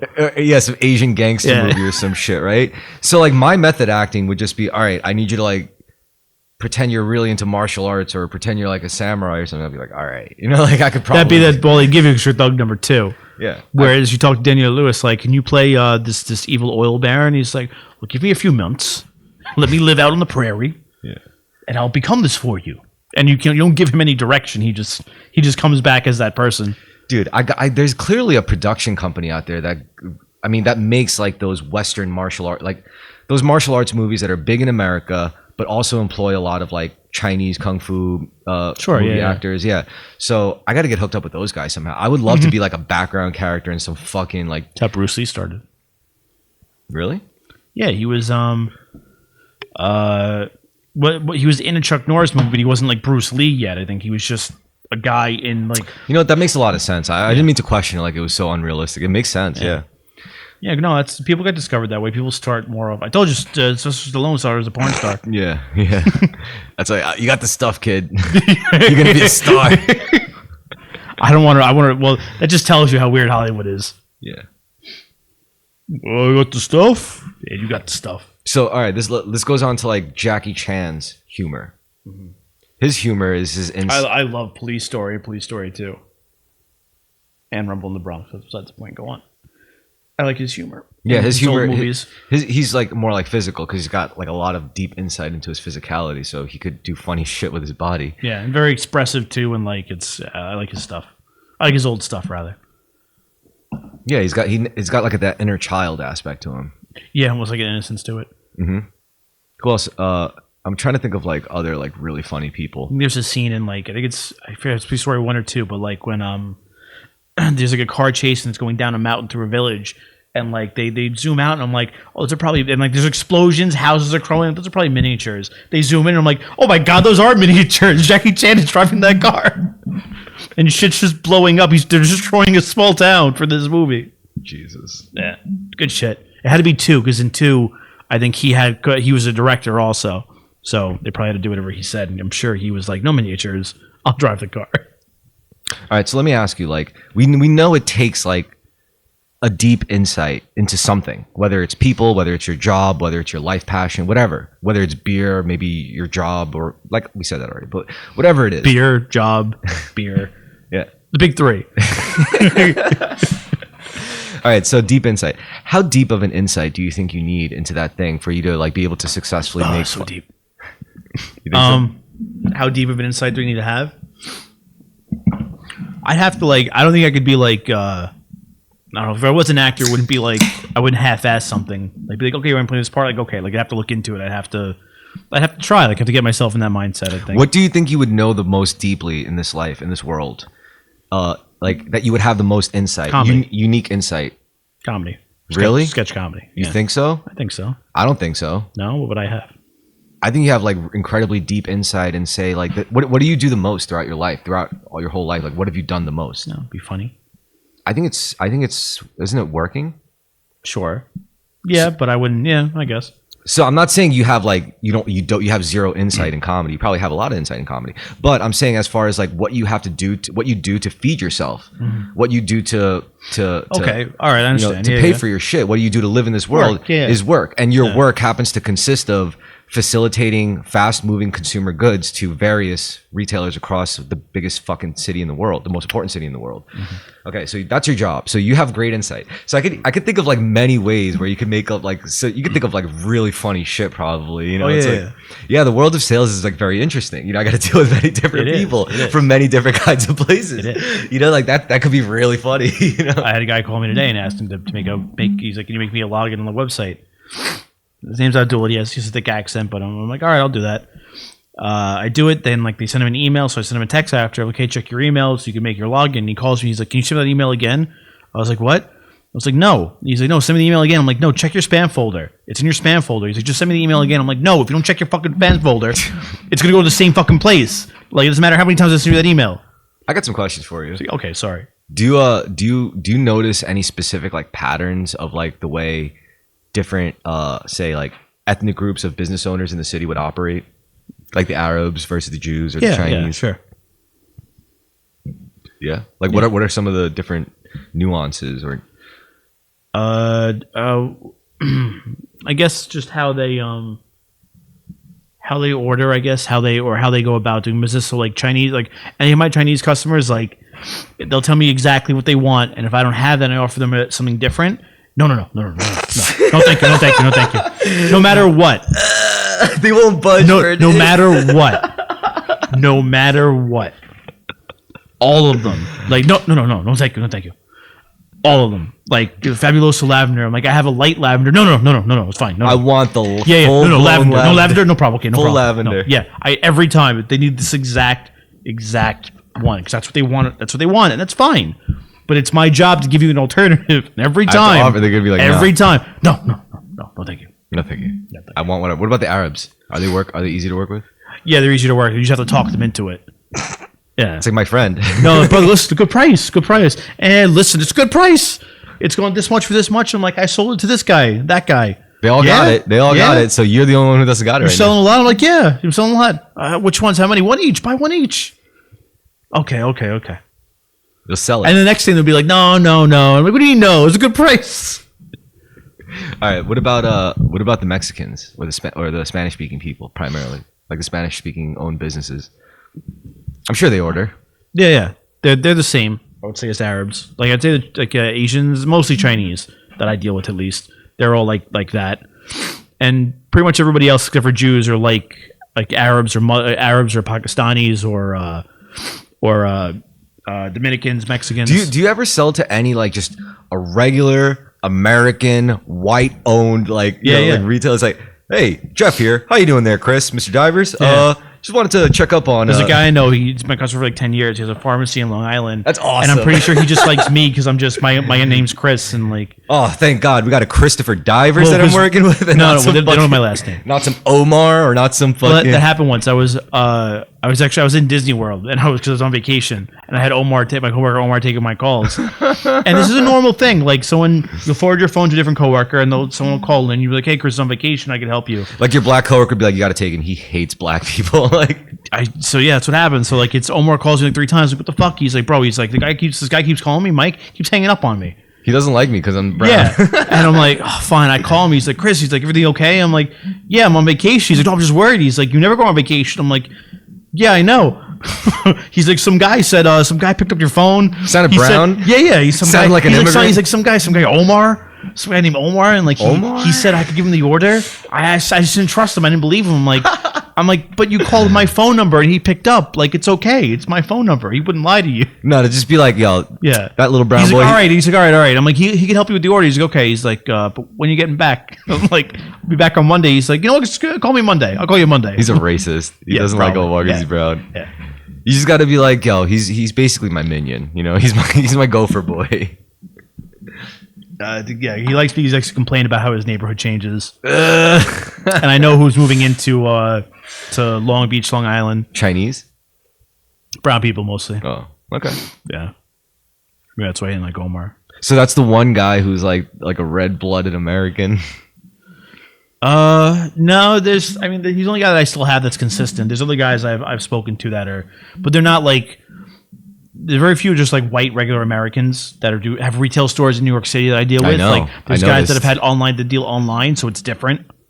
So yeah, that or like I'll hear from like Mexicans or Dominicans like, man, it's fucking neighborhood, man, it's fucking changing. Fucking Chinese are moving in. Like they'll bitch to me about other groups. That's fucking hilarious. Yeah. Well, Muslims are all those. Hey, brother, what's going on? No complaints. So you don't really have negative views about the city, right? You don't really feel not at all. Because there's some people who are like, oh, the city's fucking running amok, and you know it's always been running fucking amok. You know what? I always fucking say that. See, It's like, always been running amok. I always can't remember a peaceful time, a peaceful, easygoing time. Well, I always tell people, it's like, you keep thinking things are getting worse. Things are getting worse. No, that's not true. It's just people that, like crimes going up. My uncle's like, have people lived here in the 70s when I was here? He was like, there were more white people and shit was not better. the problem, it's not even a problem. The truth of the matter is information technology is moving faster and faster. Absolutely. It's not that it's getting worse. You're just finally fucking like seeing it. That's all it is. And the thing is, like, people that live in Florida back in the day didn't used to get news from New York on their TV just to fill up some time. So they had no idea. But now you watch Fox News. Fox News 24/7. Fox. They're going to talk about Florida for 5 minutes because what the fuck is going on in Florida? The minute you have time alone, you're looking at a newsreel, a news article. Yeah. You know, that's my great aunt. She's 90. She has never had a smartphone, but the only reason she wants one is because she knows we all look at our phones and read the news, and that's why she wants it, so she can read and talk about the news. Smart lady, give it to her, man. She's smart. No. Who thinks she's gonna call to ask her for help? Oh, it's gonna brain rot. It's gonna give her brain rot. Oh yeah. Well, one time her cable wasn't working. I happened to be in Florida at this time. Her cable wasn't working, so she asked me if I could help her, and I was like, "Jesus Christ! Like, fine, I'll go do that." Go to her house. She brings me the remote. No, it's not working. I tried a different remote. So I noticed the remote she gave me only controls the TV and not the cable box. So I take the other remote and I'm like, all right, I gotta use this. So I'm like, first of all, this remote's dead. It needs batteries. That's why it's not working. Like, secondly, I'm just gonna unplug and replug in your cable box. So she insisted that the remote that's not the right remote to use, even though it was a cable remote. Then I got her to put batteries in it and she put it in. Then like it takes like time for the box to reboot. And like it says like 10 and then 9. She's like, I think it's broken. I need to return it. I'm like, Aunt Connie, it's fine. I'm like, give it a few minutes. She's like, no, something's wrong with it. She's returning. I'm like, Aunt Connie, give it 10 fucking minutes, please. Like, it's rebooting. She doesn't know what rebooting means. She also doesn't want to be wrong. She's just like, nope, I know cable boxes, even though I asked you for your help, and I know it's not working. Finally, it comes back on. It reboots, comes on. And I'm like, oh, it's on. I press like the guide or whatever, and I just make sure I show her this remote. It's the right remote to use. See, Channel 1, New York 1 News, Spectrum News. She snaps it out of my hand. She goes right to Fox 8 or whatever it is down there. She's like, oh, good, it works. It was on like Spectrum 1, which is like their version of New York 1. She's like, it's not working yet. Okay, now it's working. It's like, Aunt Connie, you have like 5,000 channels. Right? Yeah, What's the only one I need? She needs to make sure that one channel's working. That's why I want a smartphone. It's like, Aunt Connie, you're going to do one thing on that goddamn phone. You don't need it. But I think for a lot of people, Channel 5, Fox, is like their last bastion of sanity for them. Yeah, it is for her, yeah. It's like the last because they're complaining too about everything. It's the last vestige of a normal world to them, you know? My aunt also, like, as soon as January 1st hits, January 2nd, she's talking about how she has to pay taxes, how much money she's going to lose in taxes. These taxes, they're she's like, they're killing me. They're taking everything from me. I don't know what they want. The money. It's my money. They don't deserve it. Taxation and stuff. So my landlord is her accountant, actually. So my grandfather got like fed up with hearing her, so he calls me. He's like, "Can you tell me how much she paid in taxes?" He's like, "Zero, nothing." He's like, every year she doesn't pay anything. She has no real income. She doesn't pay taxes. Yeah, she's pretty much saying the. Yeah. Maybe she's thinking it's like every time she buys something, it's like, oh, they're taking all my money. No, it's because she watches the news. I shouldn't have to pay this much for gas because I shouldn't have to pay all this money for Medicaid because all these foreigners are sneaking into the country. That's what Fox News tells me it's going on. Damn. That's why, because she watches the news and they're telling her you're paying an unnecessary amount of taxes for foreigners. I swear to God, that's what Israel. it is. Israel, she hasn't brought up. That's what Fox didn't talk about Israel in a bad way. I don't think. Really? Yeah, I think they're pro-Israel. What about Iran? They're pro-war there? I don't know. See, that's the thing. Like, since the Iran things happened, I don't know because I just know that I haven't heard anyone talk about Iran, like the Iran war, in a positive way. So I think they're ignoring it. Yeah, Nick Fuentes doesn't even like. Well, nobody that would normally talk. Did you about those realize? things Like, did you also realize that like basically the news talking heads, like nobody gives a fuck. Nobody who matters really gives a fuck about them anymore. It's just the people like our Aunt Connies and our grandpas. And our fucking, like those are the only people who still give a fuck about shit like that. And actually smart people, like, but they're like the ones like the academics, the intelligentsia. They care more like about sources like CNN. My other. What's actually funny is my grandparents or C-SPAN. Well, when all four of them were living, now there's just three, but they're all Democrats, they're all liberal, because they're all immigrants. But I have two 90-year-old aunts. They both happen to be very right wing. Mm-hmm. My other great aunt, Aunt Mary, who's normally a very sweet lady. When I got back from Ireland, I think Charlie Kirk had been shot while I was there.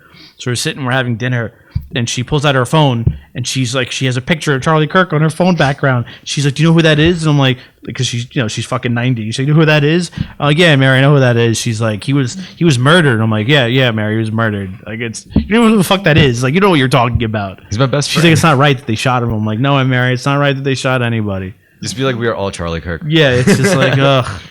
That's what if I was in that situation with you, you would have been like trying to like brush it off. I'd have been like, Yeah, I'm just like, "Yeah, we're Mary." all Charlie Kirk and Mary. I didn't want to like, I didn't want to start. No, you're right. I shouldn't feed into that. That's like terrible. Because she's looking around for someone at the table to be like, "Come on." I would have been like, I would have raised my head, be like, "Yes, let's talk about it. Let's talk about it." How do you feel about it, Aunt Mary? Hey, Mary's got some money. You might get something out of her. I'm just thinking, you know, it's like these people, they just look. I'm not saying they're right. I'm not saying they're wrong. Well, they're probably more wrong than right. They're pretty wrong. I can say talking to them is way more interesting than talking to like fucking just someone who basically parrots the same thing on the opposite end of the spectrum, though. You know, they're also psychopaths on the other end. With Dan Connie, what I do is for political things, I don't feed into her because I just don't want to hear about them. But everything else, I feed into her because like my girlfriend she drives me crazy because she talks about the same things all the time. And I'm like, dude, why are you like trying to fix her problems? I'm like, she's a woman. You don't fix a woman's problems. Mm-hmm. You just go, wow, you're right, Aunt Connie. It's the worst fucking. You live a terrible, awful life. Like it's wow, the pain you go through. Like I can't imagine. Like they're stealing your thoughts. You're right, Aunt Connie. The government is stealing your thoughts and selling them to the foreigners for money. You're absolutely right. Wait, what do you mean you don't fix their problem? You do, but they have to ask though. You fix women's problems all the time, but they ask you first usually. Well, it's different. When they complain, you don't try to fix those problems. Yeah. They ask you for help. That's one thing. Yeah.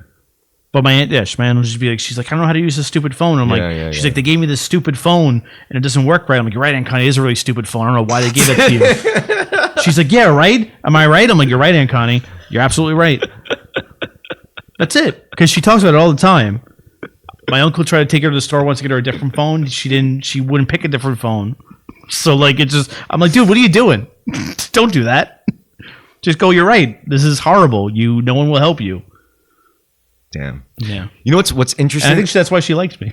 You know what? You would become extremely dangerous if you had like a clinical framework to categorize every single tendency of like your family members and people in your life, like people close to you, because you're clearly not like, I'm not either, but you're clearly not trained in like say a psychiatrist would be. Like neither am I. Like I didn't go to fucking psychology school. My grandmother's a psychiatrist. Yeah, psychologist. So if you did not necessarily go to school for it, but just like actually just like kind of understand frameworks, like the categories.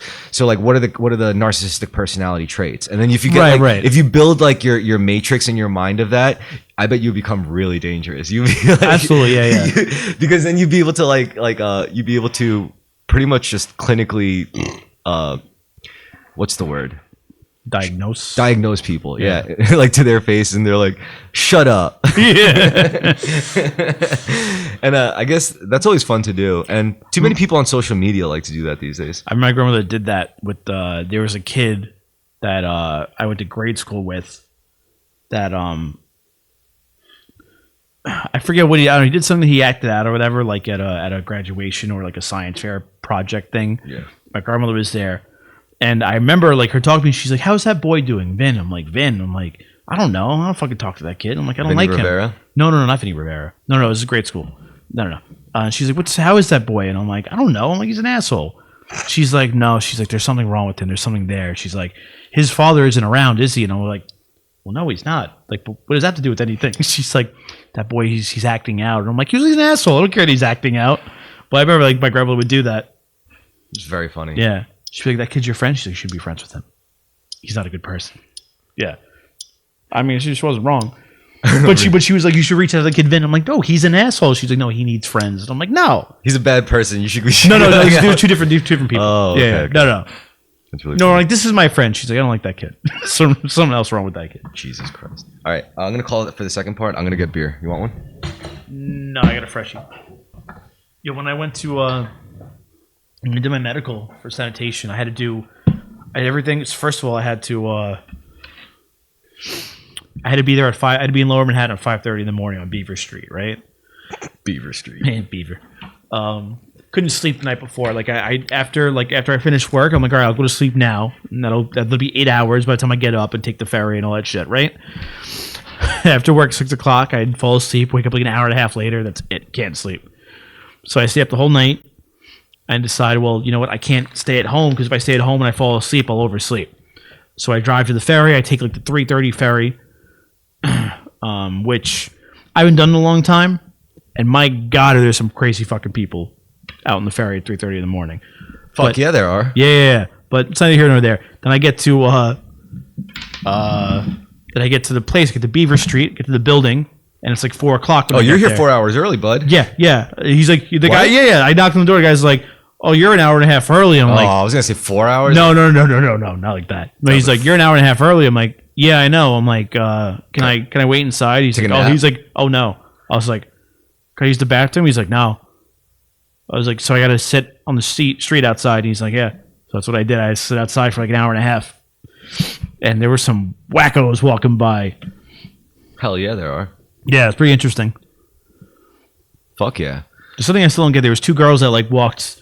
They walked. I think they were trying to see if I would like pay attention to them so they could like do something. I don't know. I'm really good at ignoring people. And like, dude, they walked by me and then walked right by me again and walked by me one more time, like in the span of like 2 minutes. Okay, I'm like a regular commuter once again in New York City of all cities, and using like public transportation. A, as we just discussed, I would see like a lot of hot girls, but B, I would also recognize that people are fucking bored. Oh yeah. People are fucking bored. They really have like jack shit going on. I think these two girls were actually waiting for the Starbucks across the street to open at 5 a.m., which is ridiculous. There's a couple of people outside the Starbucks at 5 in the morning, but yeah, people are itching for some action, quote unquote, so to speak. yeah, that's how I was feeling. I'm like they were probably trying to bait me for something. I don't know. Yeah, but yeah, I'm just really good at maybe they were ignoring- trying to engage some content, farm some content. That's what I was thinking too. Yeah, Trying to farm some content. but they don't from realize how good I am at fucking ignoring people. They don't realize how good I am just tuning out reality Exactly. and sinking into my own world inside my head. My headphones were dead, but I still had them on. I'm like, you're not getting me, fuckers. Oh yeah, smart of you to bring headphones. Well, that's it. I knew that. I'm like, I had to bring headphones because You could have brought a book, but no, you just had to bring headphones. hey, it's 2026. What are you gonna do? They were like, what you reading? Ew, that guy's got a book. Yeah, that's who they would just spit on me. Fucking loser. I see one of those since the Stone Age. You and your fucking book. What do you think you're better than Fucking us? white people and their You books. think you're better than us? Imagine if it becomes like a social faux pas to like carry a book around because It's rude. Yeah. Well, you're assuming that everyone around you can't read or doesn't want to read your book. Did you bring enough for the entire class? Oh, rude motherfucker. What do you think you're better than us? You and your book. What is that book anyway? I'm sure you would know because I bet you know how to read and everything. I had to do most of the stuff in that building, and then I had to go up to Times Square. Like I had to go to like East 47th or East 47th and like 9th Avenue to go to like get a blood test. So I had to take the train, which I haven't done in the city in a long time. Hop on the train uptown, walk through Times Square, which was like, I'm like, I can't believe people just like, there's just tourists who have to walk through there. I saw the guys I haven't seen in a while. Like, yo, grab my, like they're still fucking handing out CDs, selling CDs. What are you talking? This is what tourists want. I know, they're crazy.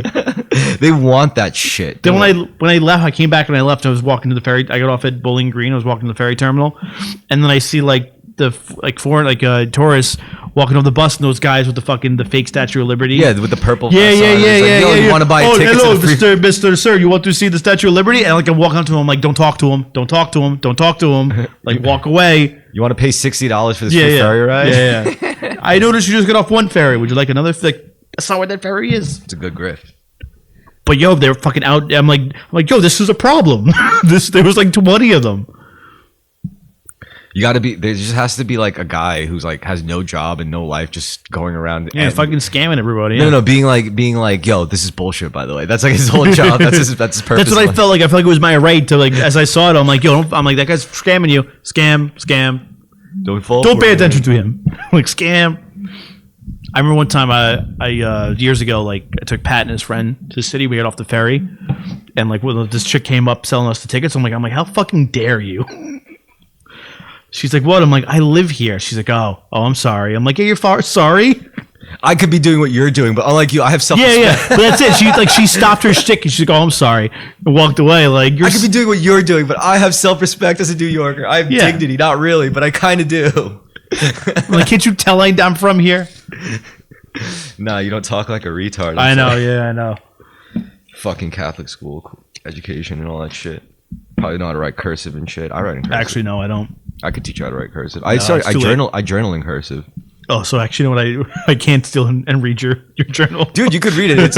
It's so funny because I say I journal every day, and people a couple of people were like, yo, I would love to read it. I'm like, it's really boring. It's like, why would here's it some be? current events. Like, this is what I have to do today. Yeah. This is how my it's not like every stage is like, here's my deepest, darkest secret. No, it's literally like a scientist, just like, what's the state of the plant today? It's like, this is what width, girth, and emotional state, mental state. All right, good, check. Width, all girth. green.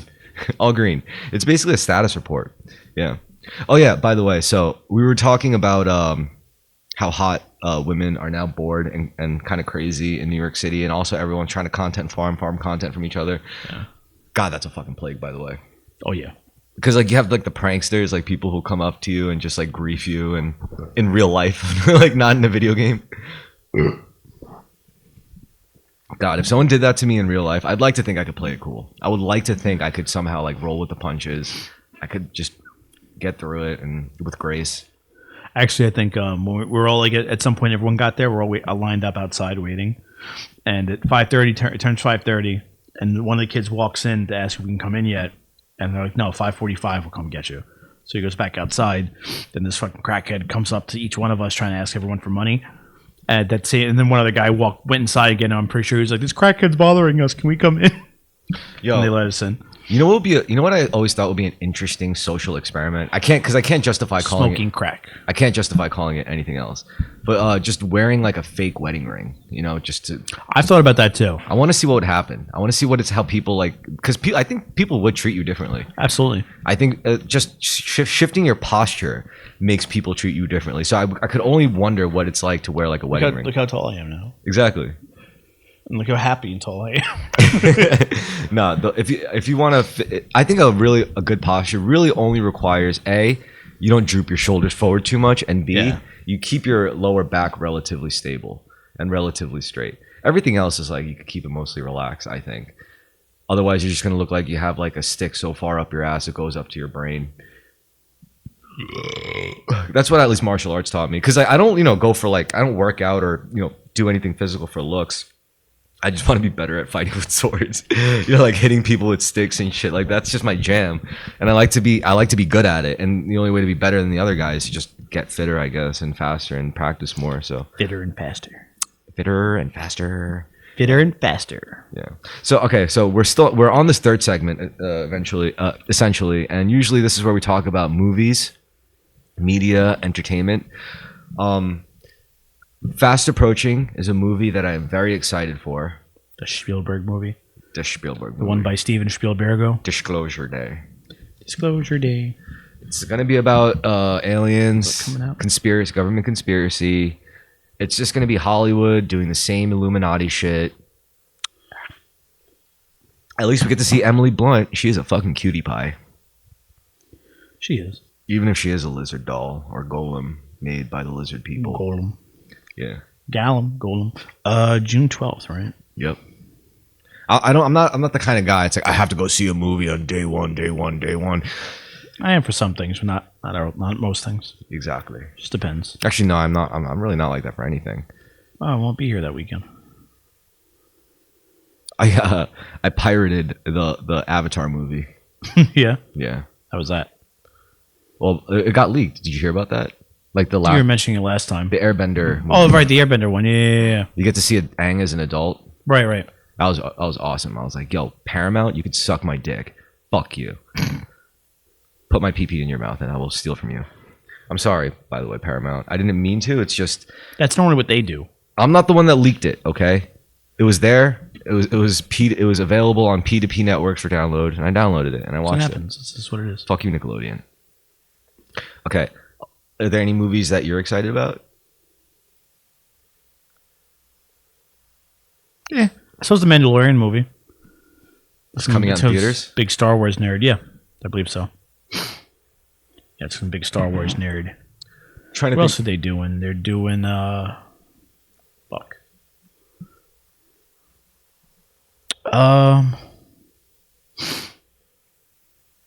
There's nothing coming out too soon that I'm excited for. Also, like when I am excited for a movie, I like or I hear about a movie I like that's coming out, I kind of just put it out of sight and out of mind till it gets like a month or so away.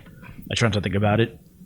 Yeah, we got the poo poo kitty candy Marvel superhero cape shit next phase 15 coming up, right? Yeah, I haven't watched the last few of them because I just like You know what's great about that though? what. If you go through like a long period of time just skipping the fucking Marvel movies, that one day when you really got fuck all else going on, you Yeah. could just There download you go. all of Just- it, and that's a whole day. Like Yeah, you it's a just whole day. burned a whole. It's a whole day of the same fucking movie over and over again. Yeah, but oddly enough, you could like really like get into it, and if you're in the right state, if you're in the right state of mind, like if you're like, for example, just getting out of a bad breakup, like, and you're like all alone, and you don't have it in you to. I suppose. It's like a really good thing to go through. Like Marvel movies are there for you, you know. That's true. What was it that Star Good Wars comfort food, honestly. that Star Wars Episode 9 movie? Me and Mike were supposed to see it in theaters, and we knew it'd be bad. But we were pretty sure it was gonna be bad and we weren't gonna like it. So like before we got there, I was like, dude, we have to like we gotta. I can't see this movie like sober. We have to get trash watching this movie. And it was too late to grab like a bottle or something like that. So we went to the dine-in theater, paid for our ticket, walked in. We Spent were at like the bar. $500 No, on no, beer. no. They were like the bar's closed. We're like the bar's closed, and they were like, yeah. Up to Mike, I was like, I kind of want to see this movie. He was like, yeah, I don't want to see it either. So we left. That's so funny. We left and went to the bar instead. And then a couple, I guess like a few months or a year later, I don't know, like that, like I was home and it came out on Disney or whatever. I was like, I had nothing to do, and I was like, I guess I'll watch it now. Hated it. What movie are we talking about? Star Wars Episode 9.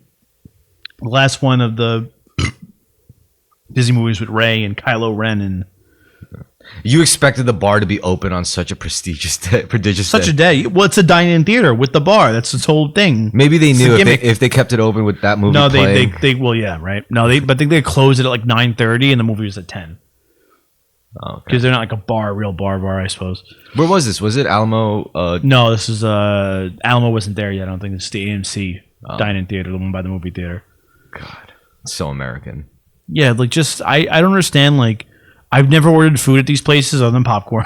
Honestly, I like the yo. seats, and I always bring a fucking a pint with me of liquor. I think a dine-in theater. Wow, I think a dine-in theater is actually a lean in the right direction to me, because if you really think about it, what the fuck is a movie theater? Like in terms of like as a business, Sure. as a business category, it's a shitty restaurant. That's what movie theaters are. Movie theaters Yeah. are shitty restaurants. You're right, and but that's the thing. The food's shitty too, as it should be. Yeah, but it's really expensive. It's a shitty restaurant that plays a movie for you on the silver screen. So like that's really what they're classified as. I think on paper they are pretty much just like eateries. They're food Yeah, places, and they serve shitty food. Have you been to Alamo Draft House? Yeah. So like my favorite thing is like the servers. They're all like their backs are like they all have to have bad backs because when the movie's going on, they're hunched over like this, holding food and like It's part of anything the, else, sir. it's like And it's they like scurry away. it's part of their special forces training. I remember Danielle told me she's trying to get a job there and she didn't get it. I'm like, oh, you're lucky you didn't get that job. Like You'd have had back problems. your back be broken. I'm like, I couldn't do that job. But yeah, I mean, I could also pinpoint the exact era, the exact time period when the movie theater business was really going just nosediving. It was the kiss of death was it's really COVID. what? It's really COVID.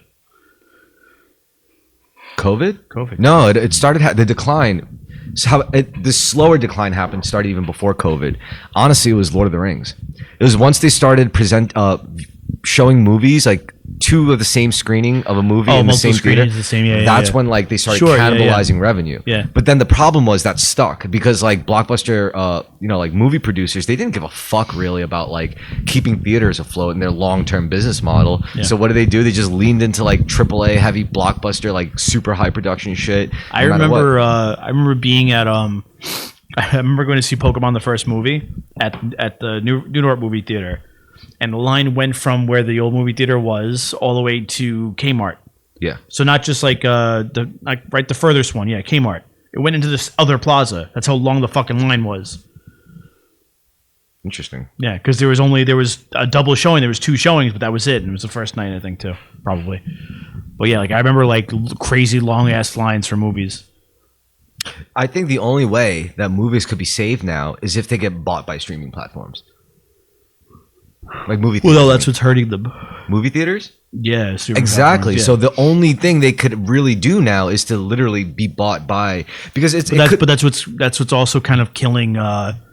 That's what's killing the TV actor or the working actor. They're saying because now movie actors, since movies don't all go to movie theaters, some of them go straight to streaming. They don't get the revenue they used to get because some of them. My God, they can't become. I know. No, I agree. Like, what was them? But I'm saying, so what they're doing is because they're not getting the money on the back end like they used have to work more. Yes, so they have to do TV shows. So they're taking jobs from people who aren't Hollywood billionaires. That's so funny. I know. I noticed that. Like, you see, like fucking big stars and like schlock on stream. Yeah, and you're yeah. like, wow. Like, Al Pacino has a TV show. He does Dunkin' Donuts commercials. It's like, dude, you were in Godfather. What the fuck are you doing? oh yeah, George like, do you Clooney. really George need- Clooney was in a Grubhub commercial. Yeah, Nespresso commercials. It's like, Whoa, dude, they do you really need? did fall yeah, hard. It's You know like, what I dude, think do it you is? really need the money? Like, fuck you. Like, what I think you it don't is? need a helicopter. You don't need a private plane. I think they had so much money, but they never really had power. You know, because like real money dudes have power, as in you could empty their bank accounts, and by the next day they'll still like be able to flood it. I with think seven figures. their lifestyles are too expensive. To That's keep what up I'm with. saying. Yeah, It's like yeah. they don't have the actual, sure, the yeah, they don't tangible have- power sure, to yeah, yeah. sustain Yeah, their yeah. lifestyle, which Yeah. is, dude, if you want to keep your fucking Rolls Royce, if you want to keep your fucking like, If you're not, it's not one Rolls Royce. So it's like if you want to keep your summer home, your other summer home, gotta work, your other bitch. summer home, your 10 Rolls Royces, your private planes, your kid's private plane. you Yeah, gotta fucking work. Yeah. And you know what? I don't judge them for working. If anything, I would judge them if they had a problem with this arrangement. And I seriously wouldn't. I don't judge George Clooney for being in a fucking Grubhub commercial. I don't judge Jeff Goldblum for being in a fucking like Rent.com directory commercial. You know? I do love Jeff Goldblum though. Yeah. So it's like some people would be like, "Oh wow, like what this is like? What is this?" But I get it. You know, they have to work. They're fucking Yeah. workers. They they have Yeah, jobs. I understand. I get that, but it just like to me, it's like it's just so unnecessary. It's jarring. It's jarring to Yeah, it's see. jarring. Yeah. It's like it's and like same like George Clooney will complain about like the state of the economy, things like that, and the wage gap or whatever. It's like, dude, you aren't helping. And you know who you don't see complaining? Guys like assholes like Matt Damon and Ben Affleck. Well, Ben Affleck Like, does Dunkin' Donuts commercials. they're working dudes. Yeah, you yeah. know? Yo, Ben Affleck though, he seems to like really be over it. He's like, oh fuck it, yeah, whatever. Yeah, he's got no. Like, There's no like this image of him being this big Hollywood guy. He's like he doesn't give a fuck. yeah, he's like, fuck this shit. Yeah, he's like, I don't care. I just want money. Matt Damon's still like fighting. You know, Matt Damon's a fighter. Sure. Well, he actually makes decent things. And he's not doing TV shows. He's still doing movies. Yeah, because that's where his heart is. Yeah, And also, he probably bought his own production company by now. I think. I'm sure. Yeah. Every movie he's in, he probably produces himself.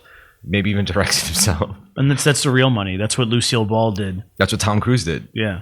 Exactly. Like if you see like if Coppola you did. yeah, if you see these like failed. If you see these action series like of like the 90s and you see them like get rebooted or whatever and you see like they're still going on or something, if you look at the executive producer list, 9 out of 10 times it's the lead actor. It's like the Tom Cruise, sure, yeah, it's the Jackie Chan Yeah, yeah. or it's the That's what you convince them to do it. Make them a producer. So they get their extra points. well, that's the only way they could get That's the the movie money. made. It's Yeah, because yeah. they have the money. By Right, then they right. already are successful. So it's like if I was like Will Smith, Like if you had this, if you were a producer, you had this great movie idea, and you went to the studios and not buying it from you, you'd be like, all right, I have to get a marketable actor. You'd get Matt Damon. He'd be like, yeah, I'll do it, but I want a producer credit. Then you do that. Then you take it. Then you shop it to a studio. And they're like, oh, Matt Damon wants to do it. Oh, all right, he's a marketable star. I think it's also a case like where it's like, let's say you're the actor, you made the movie. Like if you're the lead, you're the face of the movie. Yeah. Like let's say you're Will Smith for Bad Boys 1 and 2, whatever. It would make sense. It's like if like you get older in your years, you get caught up with your acting buddies, and you're like, yo, remember those days? Yo, we're all here, we're all working. Let's do another one of these fucking movies, bro. It's like, nah, our agents will never let us have whatever. It's like, bro, you're fucking Will Smith. Let's just make it happen. Let's produce it. use our money. But that's what I'm saying. It's like it makes sense. Like that's what I would do. It's like if I was like an actor of that caliber and like no one wanted to get the movie made for me, I'd be like, fuck it, I'll fucking produce it. I'm a fucking professional, like I'm a fucking billionaire. Yeah, true. Like I'm sure Bad Boys was like a good example of that, but there's probably like a bunch more, like the latest Mission Impossible movies. Executive producer Tom Cruise. You know, Oh, he's been the producer on it. exactly, because he makes the movie. Yeah.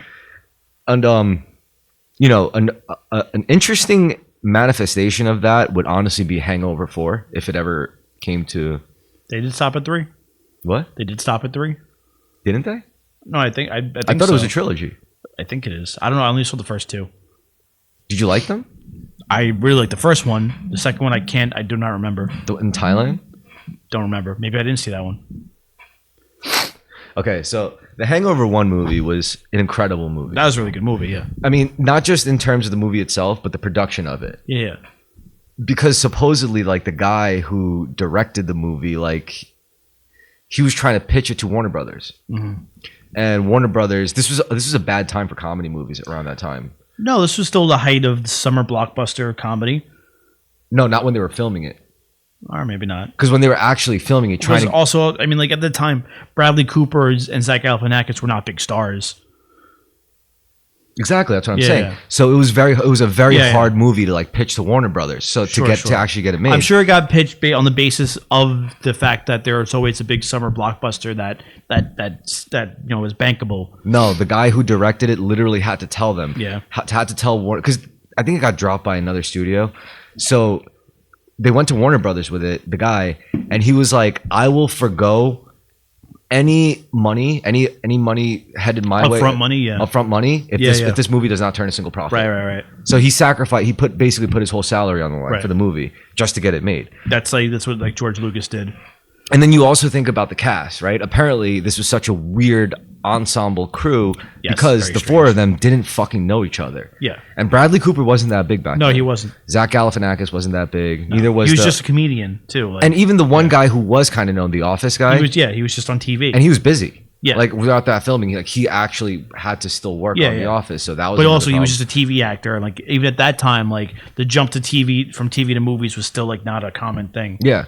And again, this was hard to get pitched in the first place because at that time, adult comedies were not big.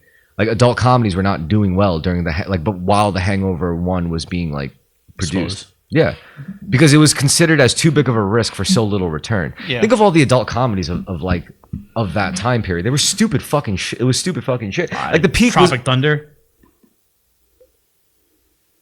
Yeah, but that was like that had like Tom Cruise in it and shit. Tom Cruise wasn't advertised for it. And Robert Downey Jr. RDJ wasn't RDJ yet. It was Ben Stiller was the biggest guy. Ben Stiller and Black Jack were probably the big guys. Actually, yeah, Tropic Thunder was a pretty impressive movie. Mm-hmm. But aside from that, RDJ was still. It was before Iron Man. But aside from that, like R-rated comedies were pretty like a little few and far between, wouldn't you say? Is it R-rated? Wait, Tropic Thunder? No, not Tropic. The Hangover is definitely fucking R-rated, brother. It's R-rated as fuck. You got like you're right. Bro, Tropic Thunder. I meant. Oh, I could see if Tropic Thunder was PG-13, that would that would make sense for what you're. But I don't know. Tom Cruise was kind of like being like a motherfucker in that movie, you know? No, it is rated R. They both were. Yeah, people died in that movie and shit. Horrific. That's right. Yeah. Whatever. When you're so jaded now, I can't tell the difference. Okay, so yeah, basically, Hangover. That was a very hard movie. And it was a hat trick, and it was a miracle. It was a miracle of a movie. Yeah. I don't think that movie shouldn't have been.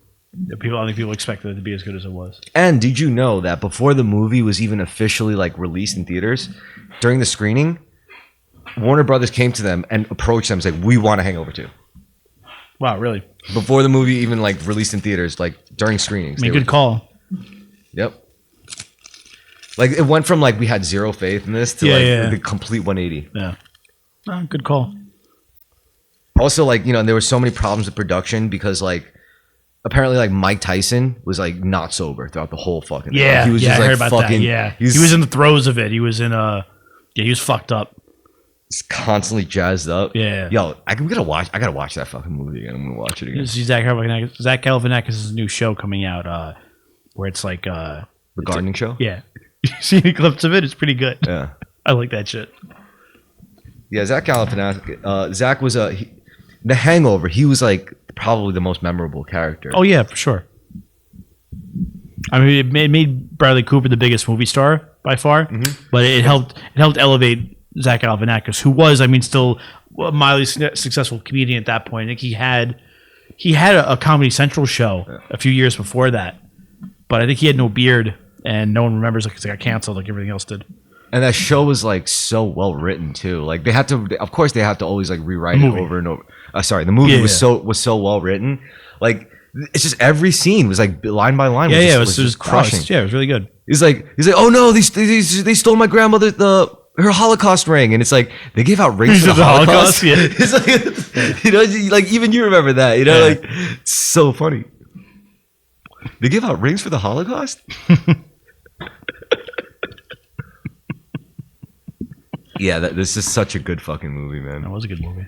Chow make fuck on your wife, okay? They got him reoccurring roles in movies for the next decade. Yeah. Do you like Community? I still haven't watched Community. I know. I'm jealous. I'm not even upset. I'm jealous. I will watch that I'm really jealous you get to watch. The Expanse pisses me off. It pisses me off that you haven't watched it. But Community, I'm legitimately jealous. Like I think you should relish in never having, because once you do see it, you're gonna be like, this is what good writing's all about. Okay. I mean, it's God. I could go on about Community. It's Dan Harmon. He's a fucking genius. I know. I hate to admit it. I just feel like Community's the poor man's Parks and Rec. Unless Community? Unless you're just completely incompatible. So much more than that. Community is very meta. It goes very, very, very meta. They're always like 6 seasons in a movie. 6 seasons in a movie. Like, you know, stuff like that. Like that would be like a running gag. Okay. And if they come out with a movie, I'll be super duper. Did they come out with a movie? No, I don't think they did. But if they do announce a movie, then you're probably going to have to watch it. Switch hands. And you're probably going to have to fucking watch the movie. Well, then I'll have to watch the shows first. Oh, you're going to have to watch the show, then watch the movie. And then there was that whole beef with Chevy Chase, how like Dan Harmon fucking... Oh, well, he's a scumbag. Well, Chevy Chase has always been like notoriously an asshole. They're both fucking assholes. That's the funny part. Yeah. No, but Chevy Chase is like really hard to work with as an actor. Yeah. I mean, Dan Harmon just likes to make jokes from time to time. Yeah, he just likes to make jokes. Yeah, Dan Harmon was also reported to be like a piece of shit, like, you know, to work with and all that stuff. Yeah. But he is an outright fucking genius, I will say, because he's the one who opened my eyes to storytelling. He's the one who at least, like, I'm not big on cinematography. I couldn't name every kind of shot. I feel like early Rick and Morty had good storytelling, and it had a good arc. Well, here's happening in the background. Yeah. So he was good at like creating like little story circles that would just like close. That had an arc, like and then he would have an overall circle that would encompass all the other circles. It was just circles and circles. Where's my arc? And that's the hard part about it. That's the subversive part about writing a TV show versus writing a movie. And I'm not talking about like a TV show with a planned limited run, like a good TV show, like an a good quality written TV show, not like what they used to write, fucking 6 episode long seasons. Yeah, but Rick and Morty was kind of like towing the line between like it followed the format of just like a fucking recurring sitcom kind of thing, but it was well written. And the reason why it was well written because he figured out the formula, that same formula that Seinfeld figured out. Which is when you like stories are really about the characters. Like every story. Yeah. Well, that's what I like story character driven stories. Character driven shows are better. Well, see that's the trick. Community is a big ensemble cast, which is something like Star Trek is written that way, where you have an ensemble cast and you write stories based on the characters that you fleshed out. Well, see that's the trick. Like, Parks and Rec is like that. That's the trick. You say like every story is a character driven. Well, you say like you love character driven stories. I would argue that every story is essentially a character driven story. Well, what I mean to say is when you have ensemble casts and you have a lot of characters to take from. No, you're right. And I would also say like another way to look at it would be like sometimes the people in the movie, like the subjects, the human subjects or whatever, the characters or whatever. Yeah, the characters or whatever, that could be an illusion. They're not the actual character that the story is about. For example, Cyberpunk 2077. You know, a lot of people might say, "Oh, this is a story about V. This is a story about Keanu Reeves' character, Johnny Silverhand. This is a story about, the people of Night City." The truth is, the story is about Night City. Night City is the character of this. You know, so the character doesn't have to be like a person. The character could be like a car. Well, that's like in The Wire. The main character is Baltimore. Yeah. So yeah, that's a character-driven story. except the character isn't who you think it is. It's actually Sure. Yeah. or it's like, there could be a show about like, a hotel and it's like every season it's like a different cast of character. It's Right. a White Lotus. Like- That's what the White Lotus is about, right? Okay. Yeah. Where like it was American Horror Story. It's kind of about that. right? Exactly. Yeah. And then the real main character of them, does it take place in the same location? No, right? I don't know. I think I saw one episode or two with a girl. I didn't never pay really watched attention that to show. it. No, neither did I. Yeah. So storytelling, back to storytelling, characters are always the main subject of a story. Now, when you look at any story, it's about how the character develops by going through a set of ordeals and phases. And these phases are very specifically mapped out. They get a call to action, and then first they ignore it, and they loop right back to the beginning, and then they get another call to action, and then they answer it, right? Because they have to. They're forced to. Like, let's say the princess gets captured. There's your call. You were a nobody until the princess got captured. Something terrible had to happen for you to actually be like, you, young squire, you are the only person like, left alive in the guard. You must save the princess. But I'm just a nobody. It's like, well, now you got to be somebody now. Like the dude in The Big Lebowski. So something terrible has to happen for you to become actually become somebody in any story. So something gets taken from you, or you need something, like your father has fallen ill and you need some fucking like herb on top of. Not No. You're thinking about your dad. No, yeah. Help! My father has fallen. So I'm calling you. Your father, he has fallen ill. Yeah. You must climb the highest mountain to the tallest tree to grab the prickliest of herbs. Exactly. Okay. Yeah. So no, but that's good. That's perfect. You're absolutely right. No, that's a great setup. So you answer. It's like, fine, I will go on the journey across the tarnished lands, face unimaginable horrors to try to get past this, right? And then you're all gung ho. And you set foot with courage and bravery. And you go forth and you take the next step. So then, on your journey, you meet a guide. There's always some kind of guide in every story. There's there's trials. Yeah, some characters, and it could be a fairy godmother, or it could just be some random newspaper guy just giving that one line in the movie. It's like, that soul of yours isn't yours to sell, and then he just, it goes back to reading, and then that's enough to be like his guy. So you run into one of those, or some ominous like fairy, like some ominous like omen, Fucking fairies. some omen, like you see a sign like a foreshadowing event. That could also be a guide, So they go through that. And they choose to ignore it. They always choose the first time they see the guide. Every time. Yeah, they choose to ignore it. And then at the very bottom of the circle is when the darkest shit happens. So in this example, where you're the young man trying to save his father's life, going to tarnished lands, and you ignore the omen, and then you get to the bottom, and the bottom has to be significant. It has to be so painful. It forces the hero of the journey to question their whole purpose in the journey. So in this example, what would be the most likely scenario? I think once the hero who's trying to save his father gets to the bottom end of that, the father dies. He ends up getting overtaken by an enemy. He's like, haha, don't you know your father has already died on your way here? You're like, what? No. But I must complete this journey No, regardless. but we're not there yet. We're not up to that. Right, You're skipping ahead, Okay. right? So he loses everything. Right. And then he gets banished, sent further down into the pits of hell. He ends up in a cell or something. He's like, you think it's all over for him, right? As the audience. And then something happens, where he comes to a realization. Something internal has to change within the hero. It's not he doesn't get given the gifts yet. In this point, he has to make an internal change first. He has to realize, do I go back? Do I just accept things for the way they are? or do I keep pushing? What would my father want for me? What would he want me to do? I mean, because by this journey, he also met a girl, and but I'm still here. You're becoming a man on this journey. Yeah. I'm here to save my dad, but now your dad's gone. So what are you doing this for? And it's like, I'm going to do this for me. I'm going to go take down the evil guy because I have to. I'm the only one who could do it. So you make that decision. And then some weird lucky thing happens where you get out of that lockdown predicament. And then you get to the next phase where this is where you get the gifts. Right. Now that you've made the internal change, it's like suddenly you get the sword, or you get the armor, or it's like you get the thing back. It's like Iron Man gets his suit back or something. It's like, congratulations, Tony, you spent more than 3 days sober. Now you get to be Iron Man again. It's like some shit like that. You know what I mean? Yeah. It's always like that. And even Iron Man did this great. Where he was sitting on the big donut or whatever, just eating a burger. Oh, the third one. Yeah. The third one. Yeah. See, shit. I like that third one. Exactly. And it followed the same arc where he went, that was his rock bottom moment. Yeah. And every story, the hero has to go through a rock bottom moment. And then after that, they get the gifts. They get their Iron Man suit back. They get the sword. And then they kill the guy. then they're changed and they're different. They're better than they were when they started out the story, and then they go back and then they go back to the top. Isn't this such a beautiful process? Sure, yeah. And the fact that every story follows the hero's tale. I love it. I think, and you might think it's like, oh, now that you know how every story works, like, doesn't it cheapen it for you? No, it makes it beautiful. No, yeah. Because I see this not just in movies, but I see this in life. I see this play out every day for people. You know, I think this is what life is really all about. It is about real life stories, right?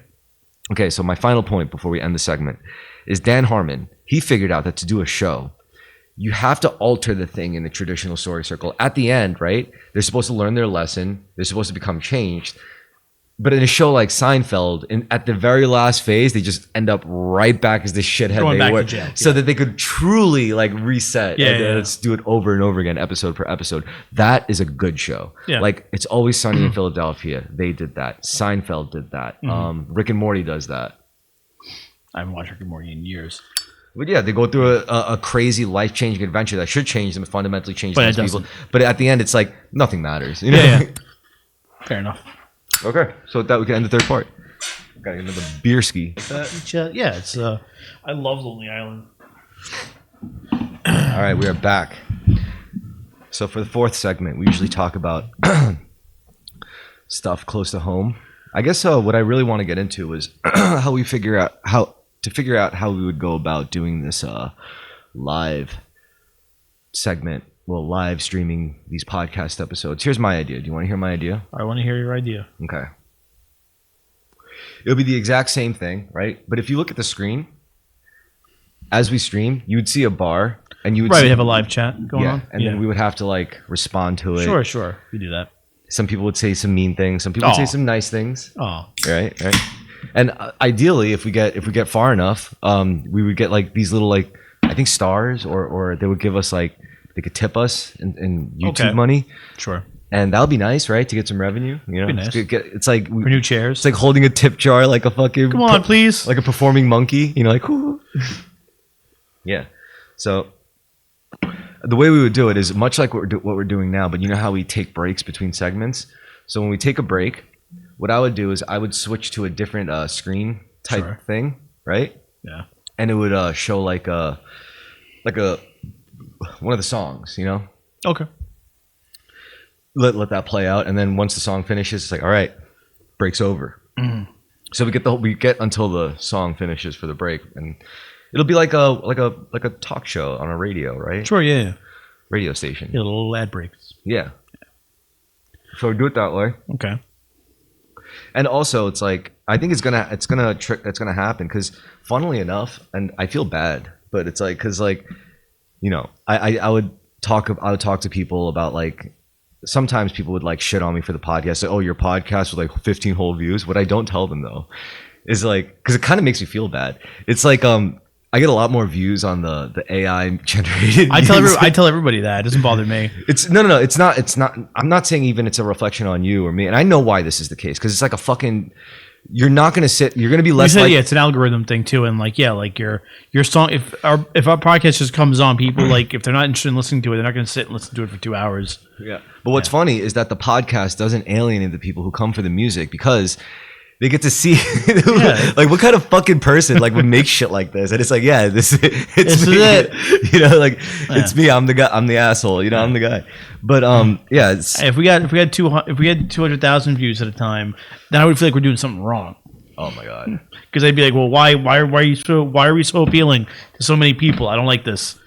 No, but I think it's going to be an obvious thing as I put more effort into production. Sure. You know, because like I'm sorry, like I'm not going to cave into gimmicks. I'm not going to go and do like rage bait people to try to get views. I'm not going to do that. In fact, I like the fact that the 188 subscribers are like people who are actually here not because I rage baited someone to fucking infinity. Yeah. You know, not because like I went and said, "Oh, did you see what this streamer said? Let's psychologically break down this person and then try to sick a whole bunch of my fans on that." Like, no, like fuck that game. That game sucks. No one wins that game. Yeah.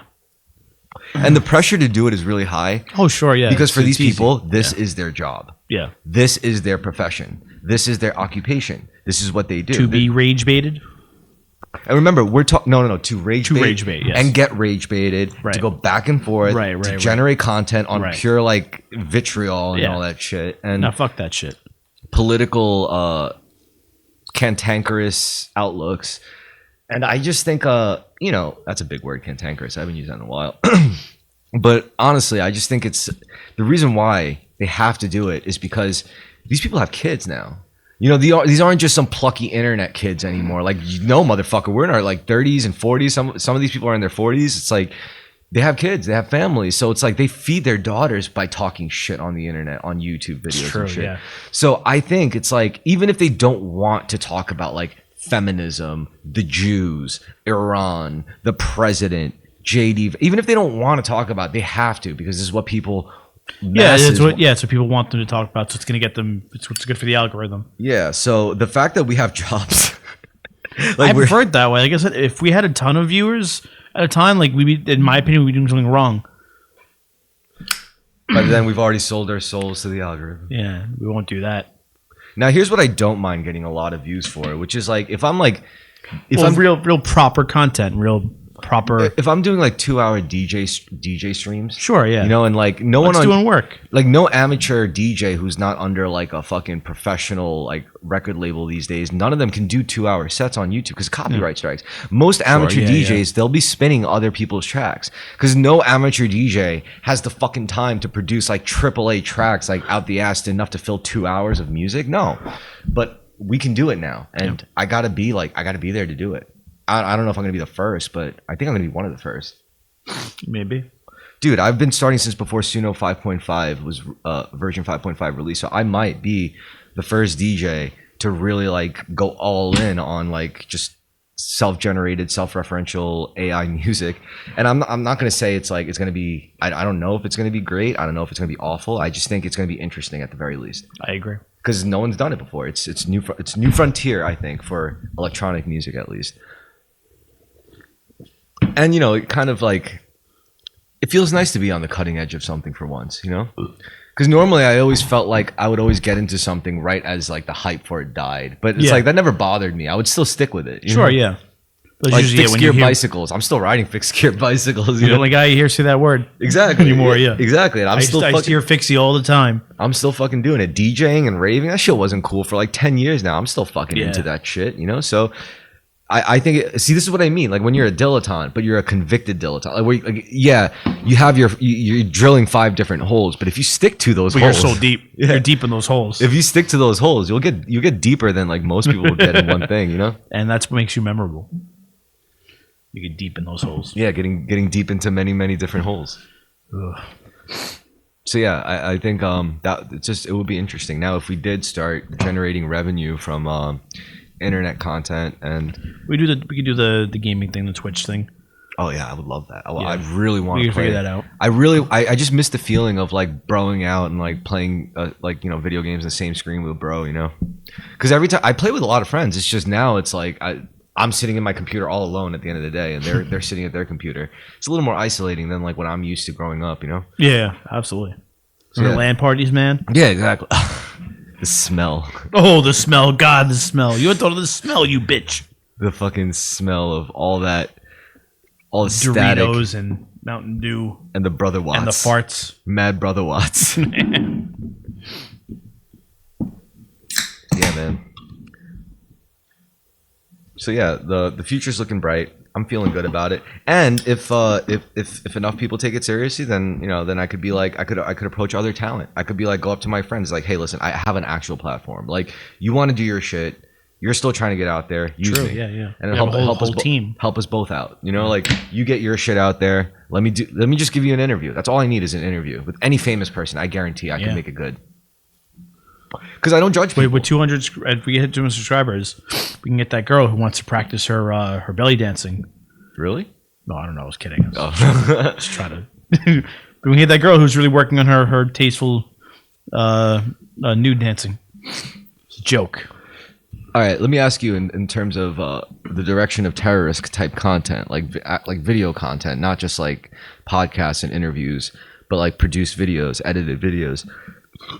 Would you be more into like infographic type stuff, like fucking, I don't know, like small few minute long documentaries, like 10, 15 minute long documentary videos? Or would you lean more into like creative shit, like music videos or fucking live performances from like artist friends and stuff like that. No, I think I'd be more of the infographic type. Really?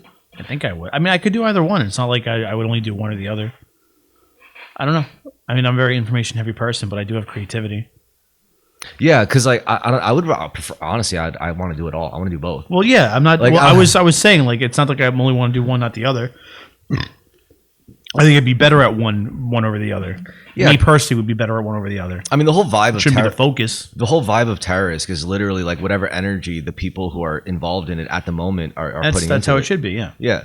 So like right now, it's like a lot of it is like, you know, with the music and stuff, it's a lot of it is my vision. But if more people get into it, because the thing is, it's like, yeah, I'm all about pumping the vision, but it's just whoever's involved in it. And if you're involved in it, chances are you probably like get along with us. And if you get along with us, then yeah, your vision is going to be There's your inputted, vision, yeah. you know? Absolutely. So I don't know. I mean, also like the whole skits thing, I kind of want to get back into that. Like I like the idea of Vines. I miss Vines so much. That shit was so funny. Yeah, Vines are dead, but animated shorts we could still do. Oh yeah, because I have the technology now. I showed you what the tech could do. Yeah. So we could do funny fucking shit. Yeah, absolutely. Just find a nice animation style, just stick to that. And yeah, the AI could do that. We can input everything else, obviously. Right now, the biggest game in town for fast produced, homebrew generated, funny cartoons is the Will Stancil Show by Emily Yukis. Okay. Emily Yukis is like a right wing neo Nazi, like super inflammatory racist, but Oh. she was first to the plate though, so she got it. Like she won the race. Like she was the first. She made this show called the Will Stancil Show, and Will Stancil is this like epic goy lib guy who's constantly like owning himself on social media. So it's like by just giving the worst libtarded takes. Like, Yeah. and it's like she made a whole like cartoon out of him, and it got super popular. And it was notable because she was probably the first one to make like an internet cartoon comedy show with a continuity that's like long running. She treats, and she's got the right approach. You know, she's not just like pooping out videos with single prompts. Like she's treating it as if these AI models are her studio employees. Sure. You know, it's like you do this, you do that, you do this, and then she puts it all together as the director, which is how I do my music, honestly. Yeah. It's exactly how I do my music. That it is. So it's like, you know, we could do stuff like that. It's just that's the competition. I'm just letting you know. Okay, Like, no, fair enough. yeah. I think we take on neo-Nazis. I don't even consider taking them on. I think it's more like I think we could out entertain neo-Nazis. We could take. basically what I'm saying is we have the opportunity to be the next generation of Trey Parker and Matt Sure, Stone, yeah. if we really wanted to, Yeah. if we were serious about it. And the key thing is the way to get started on that, if we wanted to start right now, the first thing we would have to do is write. Yeah. So if do you have writing chops? Yeah, I could write sketches. I could write. Just write- I know how to write. Just write shit, send it to me, and I'll turn it into like something epic. All right, we'll talk about that. Yeah, man, it's super. I have everything we need. Literally everything we need. All I need is just initial input, initial text input. Mm-hmm. Then I could easily expand that, iterate. So in screenplay format, help yes, So setting, characters, line, whose line, everything like that, right? yes, Okay. 100%. And you know what the fucked up part is? Nowadays, you don't even have to do that. You could just literally write it out in whatever. Well, I'm sure form. but you do that first, and then like once you have like that, you get a hang of it or whatever, you get that style down, then it's just easier. But I mean, that's how you want to write anything anyway. Like any screenplay for any sketch or whatever, like there's a certain format you want to use, and that's just how you want to do it. Well, the way you do it, right, is you have a team. You're the guy. If you're the creative force, the visionary, you're first. You're the source. You write out. You just shit out stuff because you know what you do is you poop out golden eggs. That's what you do, and then that goes to the next guy who like puts it in a format, who formats it properly. Sure. Then that goes to the next guy who critiques it and is able to iterate and punch up the actual events and jokes or lines or whatever. So it goes through a team, right? Either way, that's the highest levels of create. If you want to do like homebrew shit, yeah, you could do everything yourself, but it's never going to be as like I like being the first and the third person in that category, but like for different, if I'm the first guy, I can't be the second and third guy. But if I'm not the first guy, I could definitely be the third guy. That's not what I'm saying. What I'm saying. No, I know, but no, you're talking about the process. Like, No. What I'm saying is nowadays we have the technology where your team is literally there in your computer. Right. Go to like Notebook LM. Go to do different tabs. Okay. You tell each robot you are an editor. The next one you are a creative critique. What you're going to do is become a pro at referencing my favorite comedy movies and being able to follow that same vibe. And the next guy is like, all right, your job is to make it marketable, make more relevant to culture. So you're still the creative source. You're still the guy who had to be like, I think this would be a good movie. These are the characters. Go as far as you can with the details of your own initial vision. Then you pass it off. So many people will just start with like a weak initial seed. Like, let's not kid ourselves. AI tools are here to stay, but that doesn't mean it's going to kill creativity. What I think it's going to do, I think it's going to amplify naturally creative people, and it's going to severely diminish people who are only gatekeeping through status or industry, like industry hierarchy. Sure. Now that power is going to be taken away. Now it's going to be flipped. And I think it's going to end up, there's still going to be hierarchy and gatekeeping. It's just going to change, the dynamics of it are going to shift towards people who just have the juice already, but may not have the resources. Like, you never know. There could just be a naturally funny fucking Indian kid living in Philadelphia working at a convenience store. Unlikely. I'm kidding. It's a joke. See? There could be some kid who's about to get a job at sanitation, a good kid, a good New York boy, but he's actually destined to be like the next producer of the next like funniest, virtual comic strip. Like, this is the world we're living in now, man. And like a lot of people are scared. I see it. A lot of people are scared of it. They don't know their place. I mean, imagine this. Imagine like living back in like what, the 1800s, and your job was to deliver supplies with using your horse and your carriage, and suddenly all of a sudden you see these horseless carriages going around. Henry Ford's making. You're like, that fucking what the headless horseless carriages? Will never work. Exactly. You'll be like, this is bullshit. Yeah, like, this bullshit. What do we do? We're gonna fire the guys that shovel shit in New York City? No, I don't think so. You know how to fix this thing? Do you know how to work this thing? It's you have to take this to a scientist just to fix. You got to be rich to actually make this work. And they were right. And they were right at first. But things changed pretty quickly. And it used to be like a city job to be like a shit shoveler for all the horse shit in the city. Right? No, it was. It was like, it probably wasn't a union job yet, but we were the crew, man. We were the shit. We were the if anyone else tried to shovel this shit in the streets from these horses, we would fuck them up. We would beat the fucking shit out of them. Just like firefighters are the same way. If anyone tried to put out fires in the Bowery area in our territory, in the 1800s, they were all like private fire companies. They were all little gangs. Yeah, in case you didn't notice, I recently watched Gangs of New York. I was gonna say, yes, because it's such a good fucking movie. My God, I like it. It's not a great movie in my opinion because it's trying to tell too many stories at once. But for what they were going for, they did unusually well. Yeah, he encapsulated Martin Scorsese, a lot of that motherfucker. Because I love that period of New York City history. So God, that's so good. The performances were uncanny. The cast. The Butcher. What's his name was in it? Fucking Lewis. Leo DiCaprio. Who else? Who's one of the stepbrothers? Oh yeah, John C. Reilly. John C. Reilly. He's the cop. God, that fucking movie. Brendan Gleeson was the alderman. And it wasn't even that good acting. It was just everything just worked. Well, Daniel Day-Lewis is really, really good in that. He was really good. He was the best. He was the best character. He was really good. He was the best character in the whole fucking movie. Yeah. Liver, that's fatal. Heart, that's fatal. That's a kill. That's a kill. Artery, that's a kill. Liver, that's a kill. That's a kill. God, that movie's so fucking good. I'm so happy it exists. It just makes me feel good because it's my city, first of all. Like that's the city I was born in. And what really, like, the part that hits me in the heart the most is the ending, the last scene where it's like, when the city changes at the gravesite and the city's like changing in the background. Yeah, I like that part. God, that just, you see the Twin Towers and everything. Then you don't see them. They should add another cut, right? They should add one more cut. It's like, come on, you cowards. They should add one more cut to that. God, I love. Yeah, I like that part. I love that.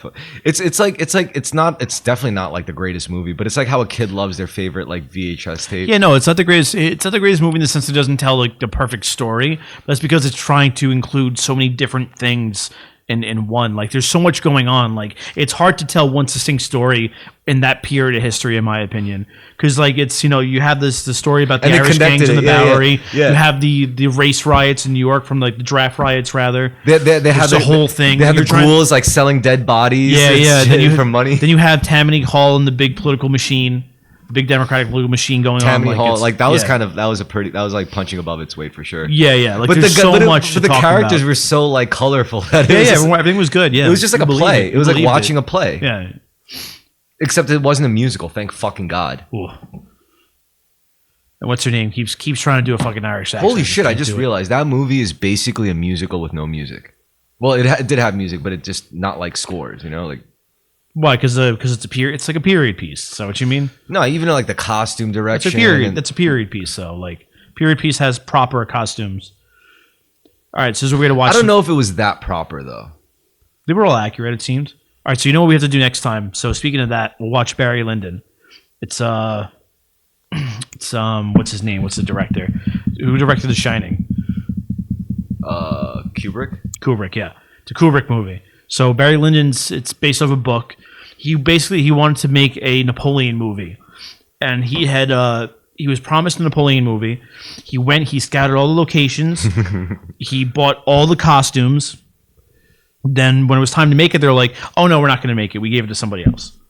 So it pissed him off. So he decided instead to make Barry Lyndon, which is a period piece set in the same during the Napoleonic era, and it's the most beautiful movie you'll ever see because everything's shot with natural light, and he had to use special light bulbs that like NASA used to shoot certain scenes because there's scenes that are lit by candlelight.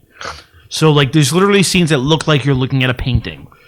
And it's about Barry Lyndon's about like this dumb little Irish kid who falls in love with his cousin, who ends up getting married to like a British guy who in the military that has land or whatever. So Barry like challenges him to a duel, shoots him in the duel, beats him, but like it's not legal to duel at that point. So he's gonna be hung for it.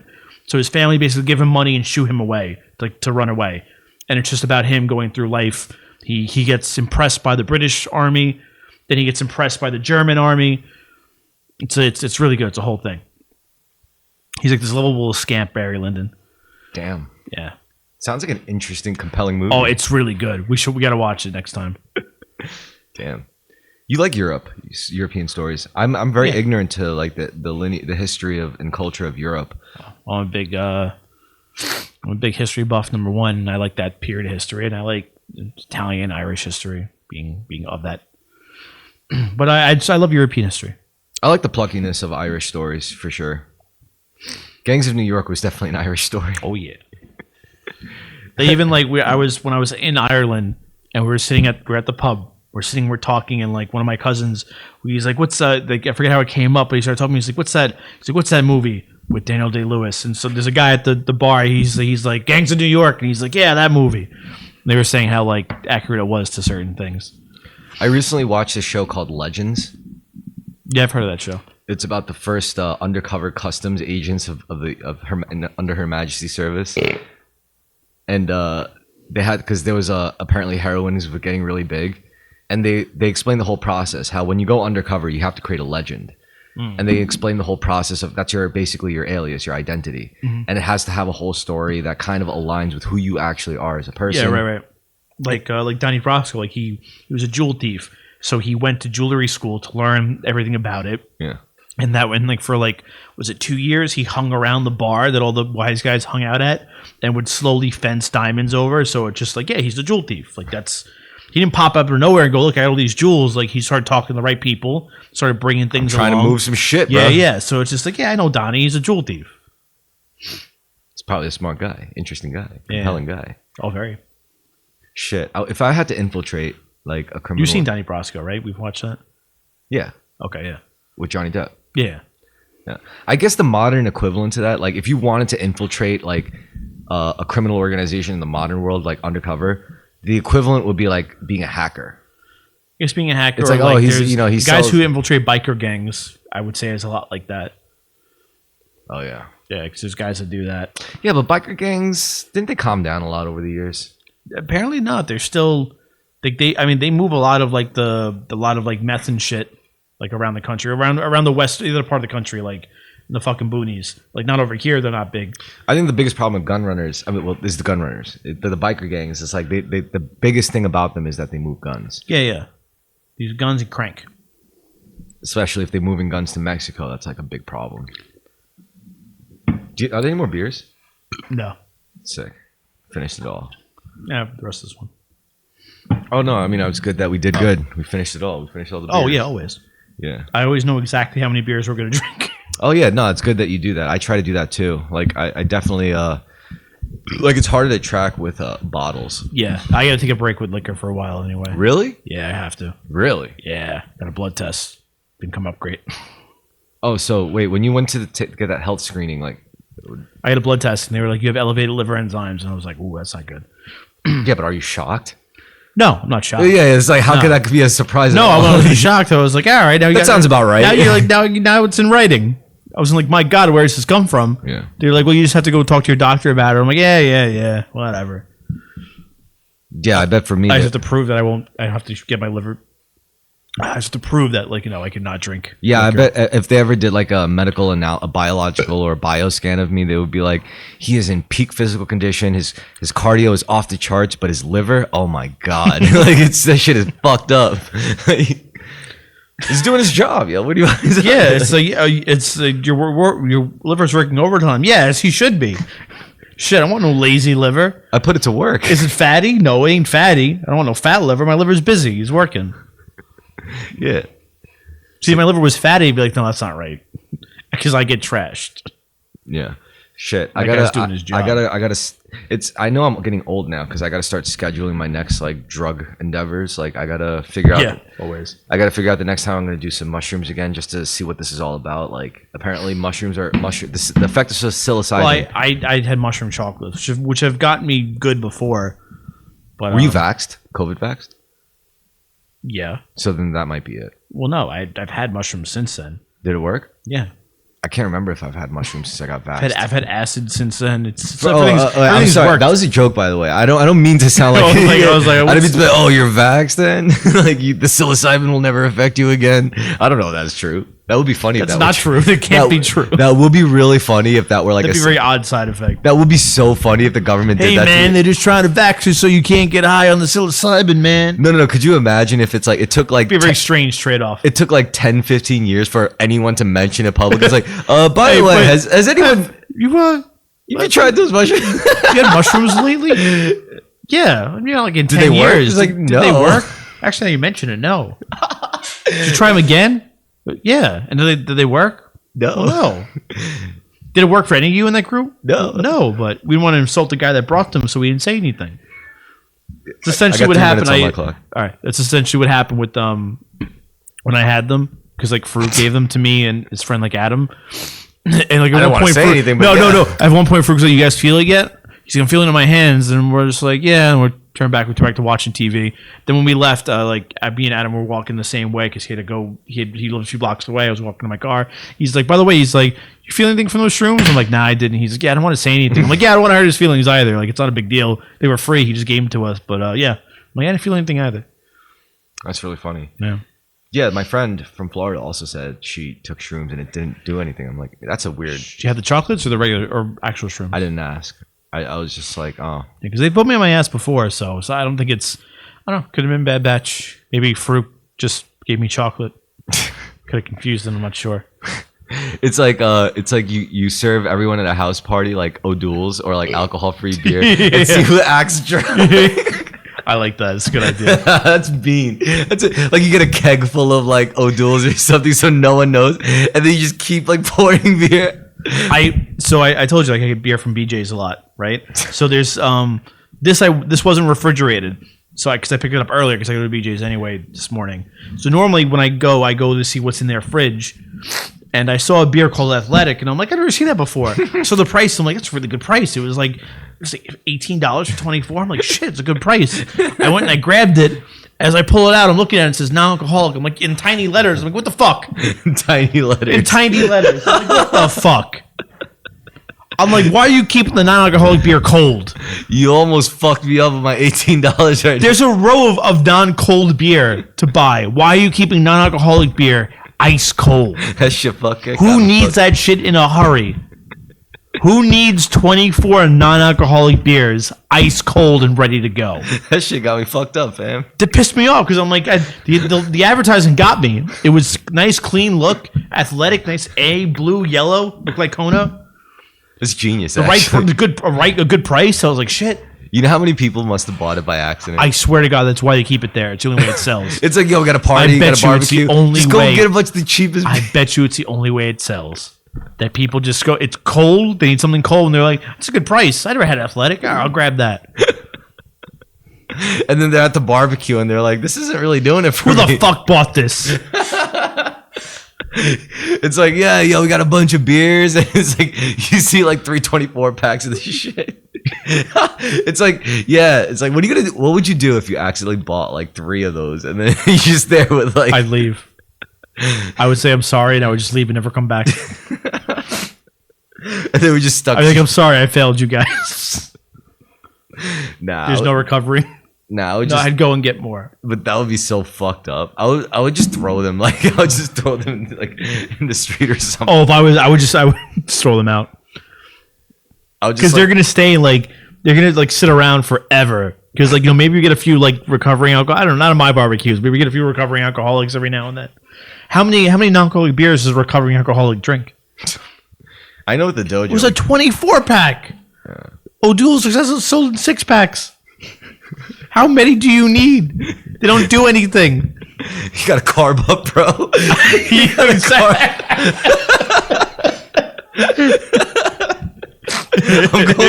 I'm going for a marathon. I'm running a marathon. I got to carb up. Yo, that's the best. It's called athletic. It's called athletic. My brain should have clicked and said athletic. That doesn't sound right for a beer, but yo, the brain needs carbs, man. I'm a fucking marathon runner. I need that. I need that athletic beer. This shit makes me run. Yeah, they almost got me. Oh shit. All right. Well, I hope you never get. I hope you never. May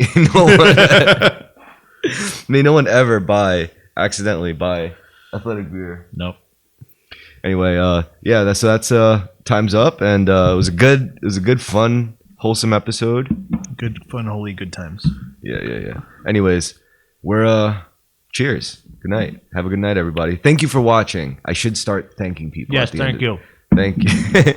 Thank you. And thank you, Chris, for coming on the show. Thank you for having me, Chris. Cheers.